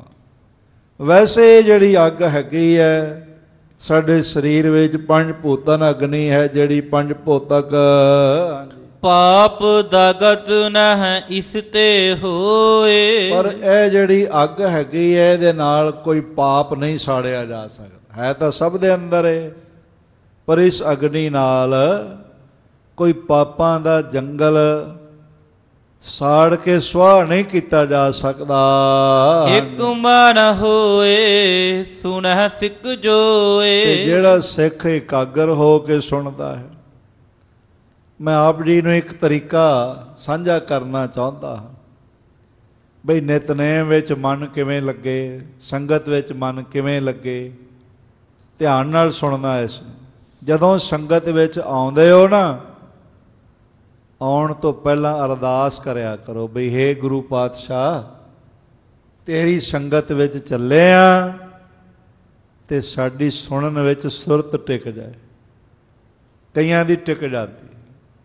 ਮੈਂ ਪਾਕਿਸਤਾਨ ਗਿਆ, ਮਹਾਰਾਜ ਜੀ ਦੇ ਸਮਾਗਮ ਸਨ ਉੱਥੇ 350 ਸਾਲਾਂ ਦੇ। ਕਰਾਚੀ, ਨਨਕਾਣਾ ਸਾਹਿਬ, ਡੇਰ ਕੀ, ਘੋਟ ਕੀ ਆਦਿਕ ਅਸਥਾਨਾਂ 'ਤੇ ਮੈਂ ਮਹਾਰਾਜ ਜੀ ਦੀਆਂ ਸੰਗਤਾਂ, ਸਿੰਧ ਵਿੱਚ ਬਹੁਤ ਪ੍ਰੇਮੀ ਸੰਗਤਾਂ, ਬਹੁ ਗਿਣਤੀ ਉਹ ਸਹਿਜਧਾਰੀ ਸਿੱਖ ਹੀ ਨੇ ਸਾਰੇ। ਗੁਰਦੁਆਰੇ ਤੋਂ ਬਿਨਾਂ ਕਿਧਰੇ ਨਹੀਂ ਜਾਂਦੇ। ਜਗ੍ਹਾ ਜਗ੍ਹਾ ਉਹਨਾਂ ਨੇ ਗੁਰਦੁਆਰੇ ਬਣਾਏ ਹੋਏ ਨੇ। ਆਪਣੇ ਬੱਚੇ ਉਹਨਾਂ ਦੇ ਮਿਲ ਕੇ ਕੀਰਤਨ ਕਰਦੇ ਨੇ। ਅੰਮ੍ਰਿਤ ਵੇਲੇ ਗੁਰਦੁਆਰੇ ਆ ਜਾਂਦੇ ਨੇ ਸਾਰੇ। ਗੁਰੂ ਗ੍ਰੰਥ ਸਾਹਿਬ ਜੀ ਦਾ ਪ੍ਰਕਾਸ਼ ਕਰਦੇ ਨੇ ਤੇ ਗੁਰੂ ਗ੍ਰੰਥ ਸਾਹਿਬ ਜੀ ਤੋਂ ਬਿਨਾਂ ਕਿਸੇ ਨੂੰ ਨਹੀਂ ਮੰਨਦੇ, ਕਿਸੇ ਕੋਲ ਜਾਂਦੇ ਹੀ ਕੋਈ ਨਹੀਂ, ਜਿਹੜਾ ਮਰਜ਼ੀ ਆ ਜਾਏ। ਤੇ ਜਦ ਸਮਾਗਮ ਹੁੰਦੇ ਸ੍ਰੀ ਨਨਕਾਣਾ ਸਾਹਿਬ ਤਾਂ ਤੁਸੀਂ ਦੇਖਦੇ ਹੋ ਲੰਗਰਾਂ ਦੀ ਸੇਵਾ ਉਹੀ ਕਰਦੇ। ਉੱਥੇ ਮੁਸਲਮਾਨ ਵੀ ਬੜੇ ਸ਼ਰਧਾਲੂ ਨੇ। ਇਹ ਪਿੱਛੇ ਜੇ ਤੁਸੀਂ ਦੇਖਿਆ ਸੀ 30 ਕਰੋੜ ਦਾ ਇੱਕ ਮੁਸਲਮਾਨ ਵੀਰ ਨੇ ਨਗਰ ਕੀਰਤਨ ਦੇ ਰਸਤੇ ਵਿੱਚ ਕਾਰਪੇਟ ਵਿਛਾ ਦਿੱਤਾ ਸੀ, 30 ਕਰੋੜ ਦਾ। ਆਖਿਆ ਮੇਰਾ ਗੁਰੂ ਨਾਨਕ ਹੈ, ਮੈਂ ਗੁਰੂ ਨਾਨਕ ਦਾ। ਇਹ ਗੁਰੂ ਨਾਨਕ ਦੀ ਸੰਗਤ ਜਾਵੇ ਤੇ ਨੰਗੀ ਜ਼ਮੀਨ ਤੇ ਨਹੀਂ ਜਾਏਗੀ। ਇਹ ਸੰਗਤ ਨਹੀਂ ਜਾ ਰਹੀ, ਇਹ ਗੁਰੂ ਨਾਨਕ ਆਪ ਹੀ ਜਾ ਰਹੇ ਨੇ। ਤੇ ਮੈਨੂੰ ਗੁਰੂ ਦੀ ਸਮਰੱਥਾ ਹੈ, ਮੈਂ ਨੰਗੀ ਜ਼ਮੀਨ ਤੇ ਪੈਰ ਨਹੀਂ ਰੱਖਣ ਦੇਣਾ, ਮੈਂ ਸਾਰੇ ਰਸਤੇ 'ਚ ਕਾਰਪੇਟ ਵਿਛਾ ਦੇਣਾ। ਬੜੀ ਸ਼ਰਧਾ, ਬੜਾ ਪਿਆਰ, ਬੜਾ ਸਤਿਕਾਰ। ਤੇ ਮੈਂ ਉੱਥੇ ਐਸੇ ਗੁਰਮੁਖਾਂ ਨੂੰ ਦੇਖਿਆ ਜਿਹੜੇ 12-12 ਘੰਟੇ ਲਗਾਤਾਰ ਕੀਰਤਨ ਹੀ ਸੁਣੀ ਜਾਂਦੇ ਨੇ ਬੈਠੇ। ਡੇਰ ਕੀ ਇੱਕ ਕਸਬਾ ਹੈਗਾ, ਘੋਟਕੀ, ਸਮਾਗਮ ਚੱਲਦੇ ਸਨ। ਮੈਂ ਦੇਖਿਆ ਜਿਉਂ ਸ਼ਾਮੀ 6 ਵਜੇ ਆਉਂਦੇ ਨੇ ਸਾਰਾ ਵੱਡਾ ਪੰਡਾਲ ਭਰ ਜਾਂਦਾ ਹੈ। ਤੇ ਫਿਰ ਮਜ਼ਾਲ ਹੈ ਵਿੱਚੋਂ ਕੋਈ ਉੱਠ ਕੇ ਚਲਾ ਜਾਏ, ਜਿਹੜਾ ਆ ਜਾਂਦਾ ਉੱਥੇ ਹੀ ਬੈਠਦਾ ਜਾਂਦਾ। ਤੇ 12-12 ਘੰਟੇ ਲਗਾਤਾਰ ਬੈਠ ਕੇ ਸੁਣਨਾ, ਕੀਰਤਨ ਵਿੱਚ ਜੁੜਨਾ, ਇਹ ਬਿਨਾਂ ਮਨ ਦੇ ਜੁੜਿਆਂ ਤੇ ਨਹੀਂ ਹੋ ਸਕਦਾ। ਜਿਨ੍ਹਾਂ ਦਾ ਮਨ ਭਟਕਦਾ ਹੈ ਬੜਾ ਔਖਾ ਉਹਨਾਂ ਲਈ ਬੈਠਣਾ। ਓਏ ਵੱਲ ਸਲ ਕਰ ਝੱਤ ਕੱਢ ਦੇ, ਫਿਰ ਜਾਏ ਬਹੇ ਕੂੜਿਆਰਾਂ ਪਾਸ, ਕਿਉਂਕਿ ਉੱਥੇ ਸੱਚ ਵਰਤਦਾ, ਕੂੜਿਆਰਾਂ ਚਿੱਤ ਉਦਾਸ। ਉਹਨਾਂ ਨੂੰ ਉਦਾਸੀ ਬਣੀ ਰਹਿੰਦੀ ਹੈ। ਬੜੇ ਪ੍ਰੇਮੀਆਂ ਦੇ ਮੈਨੂੰ ਫੋਨ ਆਉਂਦੇ ਨੇ, ਕਹਿੰਦੇ ਨੇ ਬਈ ਅੱਧਾ ਘੰਟਾ ਹੋਰ ਲਾਇਆ ਕਰੋ, ਸਮਾਂ ਪਤਾ ਹੀ ਨਹੀਂ ਚੱਲਦਾ ਕਦੋਂ ਮੁੱਕ ਜਾਂਦਾ। ਤੇ ਮੈਂ ਉਹਨਾਂ ਨੂੰ ਕਹਿਣਾ ਸ਼ੁਭ ਸੰਕੇਤ ਹੈ। ਜੇ ਕੋਈ ਚਾਹਵੇ ਕਥਾ ਵਿੱਚ, ਕੀਰਤਨ ਵਿੱਚ, ਦੀਵਾਨ ਵਿੱਚ ਮਨ ਲੱਗੇ ਤਾਂ ਆਉਣ ਤੋਂ ਪਹਿਲੇ ਅਰਦਾਸ ਜ਼ਰੂਰ ਕਰ ਲਿਆ ਕਰੋ ਕਿ ਸੱਚੇ ਪਾਤਸ਼ਾਹ ਤੇਰੇ ਕੀਰਤਨ ਵਿੱਚ, ਤੇਰੇ ਦੀਵਾਨ 'ਚ ਚੱਲੇ ਆ ਤੇ ਸਾਡਾ ਮਨ ਲੱਗ ਜਾਏ। ਅਰਦਾਸ ਕਰਕੇ ਦੇਖਣਾ ਮਨ ਲੱਗ ਜਾਏ। ਨਿਤਨੇਮ ਤੋਂ ਬਾਅਦ ਤਾਂ ਅਰਦਾਸ ਕਰਨੀ ਜ਼ਰੂਰੀ ਹੈ, ਪਰ ਸ਼ੁਰੂ ਕਰਨ ਤੋਂ ਪਹਿਲਾਂ ਵੀ ਅਰਦਾਸ ਕਰਿਆ ਕਰੋ। ਮਹਾਰਾਜ ਨੂੰ ਮੱਥਾ ਟੇਕਿਆ ਕਰੋ, ਹੇ ਗੁਰੂ ਕਲਗੀਧਰ ਪਾਤਸ਼ਾਹ, ਹੇ ਗੁਰੂ ਗੋਬਿੰਦ ਸਿੰਘ ਮਹਾਰਾਜ, ਸਾਡੇ ਤੇ ਮਿਹਰ ਕਰ। ਨਿਤਨੇਮ ਨਿਰਵਿਘਨਤਾ ਨਾਲ ਹੋ ਜਾਏ, ਵਿਘਨ ਕੋਈ ਨਾ ਪਵੇ, ਨਹੀਂ ਤੇ ਵਿਘਨ ਵੀ ਪੈ ਜਾਂਦਾ। ਅੱਜ ਕੱਲ੍ਹ ਤੇ ਵਿਘਨ ਨਾਲ ਹੀ ਹੈਗਾ, ਜੇਬ 'ਚ ਹੀ ਰੱਖਿਆ ਹੋਇਆ, ਇਹੀ ਨਹੀਂ ਕਰਨ ਦਿੰਦਾ ਨਿਤਨੇਮ। ਤੇ ਫਿਰ ਨਿਰਵਿਘਨਤਾ ਨਾਲ ਪੂਰਾ ਹੋ ਜਾਏ, ਫਿਰ ਸ਼ੁਕਰਾਨੇ ਦੀ ਅਰਦਾਸ ਕਰੋ, ਮਹਾਰਾਜ ਦੇ ਚਰਨਾਂ ਵਿੱਚ ਝੁਕ ਜਾਓ ਕਿ ਤੁਸੀਂ ਮਿਹਰ ਕਰਕੇ ਸਾਨੂੰ ਜਿਹੜਾ ਜੋੜ ਦਿੱਤਾ ਹੈ। ਪਹਿਲਾਂ ਸੁਣਨਾ, ਕਦੀ ਨਿਕਲ ਜਾਣਾ ਸੁਰਤ ਦਾ, ਕਦੀ ਆ ਜਾਣਾ, ਇਹ 5 ਭੂਤਾਂ ਦੀ ਅਗਨ ਸਮਾਨ ਹੈ। ਹਾਂਜੀ, ਸੋ ਚੁੱਲ੍ਹੇ ਕੀ ਅਗਨ ਵਿਚਾਰ, ਦਗਦ ਨਾ ਇਸ ਤੇ ਹੋਏ, ਪਾਪ ਇਸ ਨਾਲ ਸੜਦੇ ਨਹੀਂ। ਇੱਕ ਮਨ ਹੋਏ ਸੁਣੇ ਸਿੱਖ ਜੋਏ, ਜਿਹੜਾ ਇੱਕ ਮਨ ਹੋ ਕੇ ਸੁਣਦਾ, ਇੱਕ ਮਨ ਹੋਣ ਲਈ ਅਰਦਾਸ ਕਰਕੇ ਸੁਣਦਾ, ਉਹਦੀ ਅਗਨੀ ਜਿਹੜੀ ਚੁੱਲ੍ਹੇ ਦੀ ਅੱਗ ਵਰਗਾ ਸਮਝੋ। ਅੱਗ ਦਾ ਉਦਾਹਰਣ ਦੇ ਰਹੇ ਨੇ ਮਹਾਰਾਜ, ਜਿਵੇਂ ਚੁੱਲ੍ਹੇ 'ਚ ਅੱਗ ਬਲਦੀ ਹੈ। ਹਾਂਜੀ, ਸਭ ਕਾਰਜ ਕੋ ਦੇਤ ਸਵਾਰ, ਉਹ ਸਾਰੇ ਕੰਮ ਸਵਾਰ ਦਿੰਦੀ ਹੈ, ਦਾਲ ਬਣਾ ਦਿੰਦੀ ਹੈ, ਸਬਜ਼ੀ ਬਣਾ ਦਿੰਦੀ ਹੈ, ਪ੍ਰਸਾਦੇ ਤਿਆਰ ਕਰ ਦਿੰਦੀ ਹੈ। ਜੇ ਕਰਤੀ ਸੀ ਪਰ ਜਲ ਦੇ ਪਾਏ, ਪਰ ਜੇ ਉਸ ਚੁੱਲ੍ਹੇ ਵਿੱਚ ਬਲਦੀ ਹੋਈ ਅੱਗ ਤੇ ਪਾਣੀ ਪਾ ਦੇਵੇ, ਕੋਈ ਪੈ ਜਾਏ ਪਾਣੀ, ਬੁਝੈ ਤੁਰਤ ਨਹਿ ਤਪਤ ਰਹਾਏ, ਉਹ ਝਟਪਟ ਬੁਝ ਜਾਂਦੀ, ਕਿਉਂਕਿ ਥੋੜੀ ਜਿਹੀ ਹੁੰਦੀ ਹੈ, ਫਿਰ ਤਪਦੀ ਨਹੀਂ ਰਹਿ ਸਕਦੀ, ਸੇਕ ਮੁੱਕ ਜਾਂਦਾ ਹੈ। ਤਿਮ ਘਰ ਕੇ ਕਾਰਜ ਪਰ ਜਾਏ, ਔਰ ਤਿਮ ਘਰ ਕੇ ਕਾਰਜ ਪਰ ਜਾਏ। ਇਸ ਤਰ੍ਹਾਂ ਜਦੋਂ ਕਿਸੇ ਨੂੰ ਭਾਵੇਂ ਸੁਣਦਾ ਹੈ ਥੋੜਾ ਧਿਆਨ ਨਾਲ, ਪਰ ਕੰਮਕਾਰ ਪੈ ਜਾਂਦਾ ਹੈ, ਵਰਤੋਂ ਵਿਵਹਾਰ ਚਲਾ ਜਾਂਦਾ ਹੈ, ਸਤਿਨਾਮ ਕੋ ਦੇ ਬਿਸਰਾਏ, ਉਸ ਵੇਲੇ ਉਹਨਾਂ ਕੰਮਾਂ 'ਚ ਗੁਆੜ ਜਾਂਦਾ ਤੇ ਨਾਮ ਨੂੰ ਉਹ ਭੁੱਲ ਜਾਂਦਾ।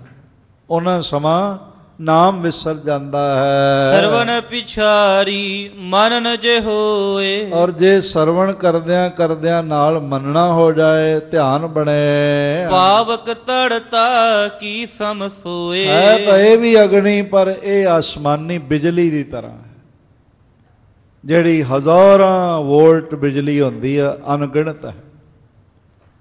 ਜਿੱਥੇ ਪੈ ਜਾਂਦੀ ਹੈ ਇਮਾਰਤਾਂ ਤਬਾਹ ਕਰ ਦਿੰਦੀ, ਪਰ ਹੁੰਦੀ ਚਲਕ ਪਲਕ ਹੈ, ਥੋੜੀ ਜਿਹੀ ਹੁੰਦੀ, ਪਲਕ ਝਲਕ ਹੁੰਦੀ ਹੈ, ਜ਼ਿਆਦਾ ਨਹੀਂ ਹੁੰਦੀ। ਹਾਂਜੀ, ਜਲ ਅਸੰਖ ਮਹਿ ਬਾਸੋ ਤਾਹੇ। ਉਹਦਾ ਬਹੁਤ ਵੱਡੇ ਆਸਮਾਨੀ ਬੱਦਲਾਂ ਬੁਖਾਰਾਤੀ ਪਾਣੀ ਚ ਵਾਸਾ ਹੁੰਦਾ ਹੈ। ਤੇਜ ਹਾਨ ਕਰ ਬੂਝੈ ਸੁਨਾਹੇ। ਉਹ ਕਦੀ ਬੁਝਦੀ ਨਹੀਂ ਹੈ, ਆਪਣੇ ਉੱਥੇ ਬਣਦੀ ਰਹਿੰਦੀ ਹੈ। ਕਰ ਕੈ ਸਰਵਣ ਜੋ ਧਰਹਿ ਵਿਚਾਰੇ। ਜਿਹੜੇ ਸੁਣ ਕੇ ਵਿਚਾਰ ਕਰਦੇ ਹਨ, ਕਾਜ ਕਰਤ ਸੋ ਨਹੀਂ ਵਿਸਾਰੇ। ਉਹ ਫਿਰ ਬਦਲੀ ਆਸਮਾਨੀ ਬਿਜਲੀ ਦੀ ਤਰ੍ਹਾਂ, ਜਿਵੇਂ ਪਾਣੀ ਦੇ ਕਣਾਂ ਵਿੱਚ ਬਣਦੀ ਹੈ ਨਾ, ਇਸ ਤਰ੍ਹਾਂ ਉਹ ਸਦਾ ਯਾਦ ਰੱਖਦੇ ਨੇ, ਭੁੱਲਦਾ ਨਹੀਂ, ਹਰ ਵੇਲੇ ਯਾਦ ਰੱਖਦੇ ਨੇ। ਭੋਜਨ ਕਰਨ ਤੋਂ ਪਹਿਲੇ ਅਰਦਾਸ, ਹਰ ਤਰ੍ਹਾਂ ਨਾਲ ਸ਼ੁਕਰਾਨਾ ਕਰਦੇ ਨੇ, ਸਦਾ ਹੀ ਸ਼ੁਕਰਾਨਾ ਬਣਿਆ ਰਹਿੰਦਾ, ਸ਼ੁਕਰ ਸ਼ੁਕਰ ਕਰਦੇ ਰਹਿੰਦੇ ਹਨ। ਬੜੇ ਗਹਿਰੇ ਵਿਚਾਰ ਮਹਾਰਾਜ ਜੀ ਨੇ ਜੋ ਆਖੇ ਭਾਈ ਸੰਤੋਖ ਸਿੰਘ ਜੀ ਅਨੁਸਾਰ, ਪਰ ਹੁਣ ਇਸ ਵੇਲੇ ਵਕਤ ਦਾ ਤਕਾਜ਼ਾ ਹੈ। ਬਾਕੀ ਵਿਚਾਰ ਕੱਲ ਗੁਰੂ ਮਿਹਰ, ਗੁਰੂ ਅਸੀਸ ਸਦਕਾ ਆਪ ਜੀ ਨਾਲ ਸਾਂਝਾ ਕਰਨ ਦਾ ਯਤਨ ਕਰਾਂਗੇ। ਕੁਝ ਸੱਜਣ ਹਾਲੇ ਵੀ ਪਟਨਾ ਸਾਹਿਬ, ਕੋਈ 50-60 ਦੇ ਕਰੀਬ ਜਿਹੜੀ ਸੰਗਤ ਹੈ ਉਹ ਹੈਗੀ ਹੈ, ਉਸ ਵਾਸਤੇ ਯਤਨ ਚੱਲ ਰਿਹਾ ਪ੍ਰਬੰਧਕਾਂ ਦਾ, ਬਈ ਪ੍ਰਸ਼ਾਸਨ ਤੋਂ ਪਾਸ ਪ੍ਰਾਪਤ ਹੋਵੇ ਅਤੇ ਉਹਨਾਂ ਨੂੰ ਉਹਨਾਂ ਦੀ ਮੰਜ਼ਿਲ ਤੱਕ ਪਹੁੰਚਾਇਆ ਜਾਏ, ਕਿਉਂਕਿ ਹੁਣ ਖੇਤੀਬਾੜੀ ਦਾ ਮੌਸਮ ਹੈ, ਉਹਨਾਂ ਦਾ ਪਹੁੰਚਣਾ ਜ਼ਰੂਰੀ। ਦੂਸਰੀ ਬੇਨਤੀ ਹੈ ਵੀ ਤਖਤ ਪਟਨਾ ਸਾਹਿਬ ਵੱਲੋਂ ਲੋੜਵੰਦਾਂ ਦੀ ਇਸ ਮਹਾਂਮਾਰੀ ਦੇ ਸਮੇਂ ਇੱਕ ਤਰ੍ਹਾਂ ਦਾ ਵਰਲਡ ਵਾਰ ਲੱਗੀ ਹੋਈ। ਸੈਕੰਡ ਵਰਲਡ ਵਾਰ ਵਿੱਚ, ਫਸਟ ਵਰਲਡ ਵਾਰ ਵਿੱਚ ਗੋਲੀਆਂ ਦੀ, ਨਿਊਕਲੀਅਰ ਬੰਬਾਂ ਦੀ ਆਵਾਜ਼ ਸੁਣੀ ਸੀ, ਪਰ ਹੁਣ ਆਵਾਜ਼ ਨਹੀਂ ਸੁਣੀ, ਪਰ ਲਾਸ਼ਾਂ ਡਿੱਗਦੀਆਂ ਪਈਆਂ। ਇਹ ਸਮਾਂ ਖਾਲਸਾ ਪੰਥ ਦਾ ਸੇਵਾ ਕਰਨ ਦਾ ਸਮਾਂ, ਇਸ ਲਈ ਵੱਧ ਚੜ੍ਹ ਕੇ ਆਪਣੀ ਮਾਇਆ ਥੱਲੇ ਇਹ ਅਕਾਊਂਟ ਨੰਬਰ ਚੱਲਦੇ ਨੇ, ਕਿਸੇ ਵਿਅਕਤੀ ਦਾ ਅਕਾਊਂਟ ਨਹੀਂ ਹੈ, ਤਖਤ ਪਟਨਾ ਸਾਹਿਬ ਦੇ ਅਕਾਊਂਟ ਹਨ। ਉਹਦੇ ਵਿੱਚ ਜਿਹੜਾ ਤੁਹਾਨੂੰ ਕਨਵੀਨੀਅੰਟ ਹੋਵੇ ਉਸ ਦਾ ਨੰਬਰ ਨੋਟ ਕਰ ਲਓ, ਸਕਰੀਨਸ਼ਾਟ ਲੈ ਲਓ, ਫੋਟੋ ਖਿੱਚ ਲਓ, ਉਸ ਵਿੱਚ ਪਾ ਦਿਓ। ਅਤੇ ਜਿਹੜਾ ਸਕਰੀਨਸ਼ਾਟ ਹੈ ਬੈਂਕ ਦੀ ਰਿਸਿਪਟ ਦਾ, ਉਹ ਤੁਸੀਂ 9501957963 950-195-7963 ਉਸ ਤੇ ਨਾਲ ਦੀ ਨਾਲ ਭੇਜ ਸਕਦੇ ਹੋ। ਤੀਸਰੀ ਬੇਨਤੀ ਹੈ ਕਿ ਤਖਤ ਪਟਨਾ ਸਾਹਿਬ ਜੀ ਦੇ ਲੰਗਰਾਂ ਵਾਸਤੇ ਕਣਕਾਂ ਦੀ ਵੀ ਲੋੜ। ਅਸੀਂ 2-3 ਨਾਮ ਅਨਾਊਂਸ ਕੀਤੇ ਨੇ, ਇੱਕ ਭਾਈ ਬਲਵਿੰਦਰ ਸਿੰਘ ਕੋਟਕਪੂਰੇ ਵਾਲੇ, ਇੱਕ ਭਾਈ ਹਰਵਿੰਦਰ ਸਿੰਘ ਸ਼ਾਹਜਹਾਨਪੁਰ, ਔਰ ਇੱਕ ਸਤਿਕਾਰਯੋਗ ਖਾਲਸਾ ਭੈਣ ਜੀ ਬੀਬੀ ਇੰਦਰਜੀਤ ਕੌਰ ਜੀ ਖਾਲਸਾ ਪੂਰਨਪੁਰ ਵਾਲੇ, ਉਹਨਾਂ ਦੇ ਨਿਵਾਸ ਸਥਾਨ 'ਤੇ ਆਪ ਕਣਕ ਜਮ੍ਹਾਂ ਕਰਾ ਸਕਦੇ ਹੋ। ਪੰਜਾਬ ਵਿੱਚ ਵੀ ਕੁਝ ਸੱਜਣਾਂ ਦੇ ਨਾਮ ਅਨਾਊਂਸ ਕੀਤੇ ਜਾਣਗੇ, ਪਰ ਇਹ ਨਾ ਹੋਵੇ ਕਿ ਐਵੇਂ ਹੀ ਲੋਕ ਆ ਕੇ ਕਈ ਇਸ ਤਰ੍ਹਾਂ ਹੀ ਚੱਲ ਪੈਣਗੇ ਥੈਲੇ ਲੈ ਕੇ, ਵੀ ਅਸੀਂ ਤਖਤ ਪਟਨਾ ਸਾਹਿਬ ਦੇ ਲੰਗਰ ਲਈ ਆਏ ਹਾਂ। ਕਨਫਰਮ ਕਰ ਲਓ ਕਿ ਵਾਕਈ ਇਹ ਠੀਕ ਹੈਗੇ ਨੇ, ਫਿਰ ਆਪਣੀ ਸੇਵਾ ਮਹਾਰਾਜ ਜੀ ਦੇ ਲੰਗਰਾਂ ਵਾਸਤੇ ਪਹੁੰਚਾਓ।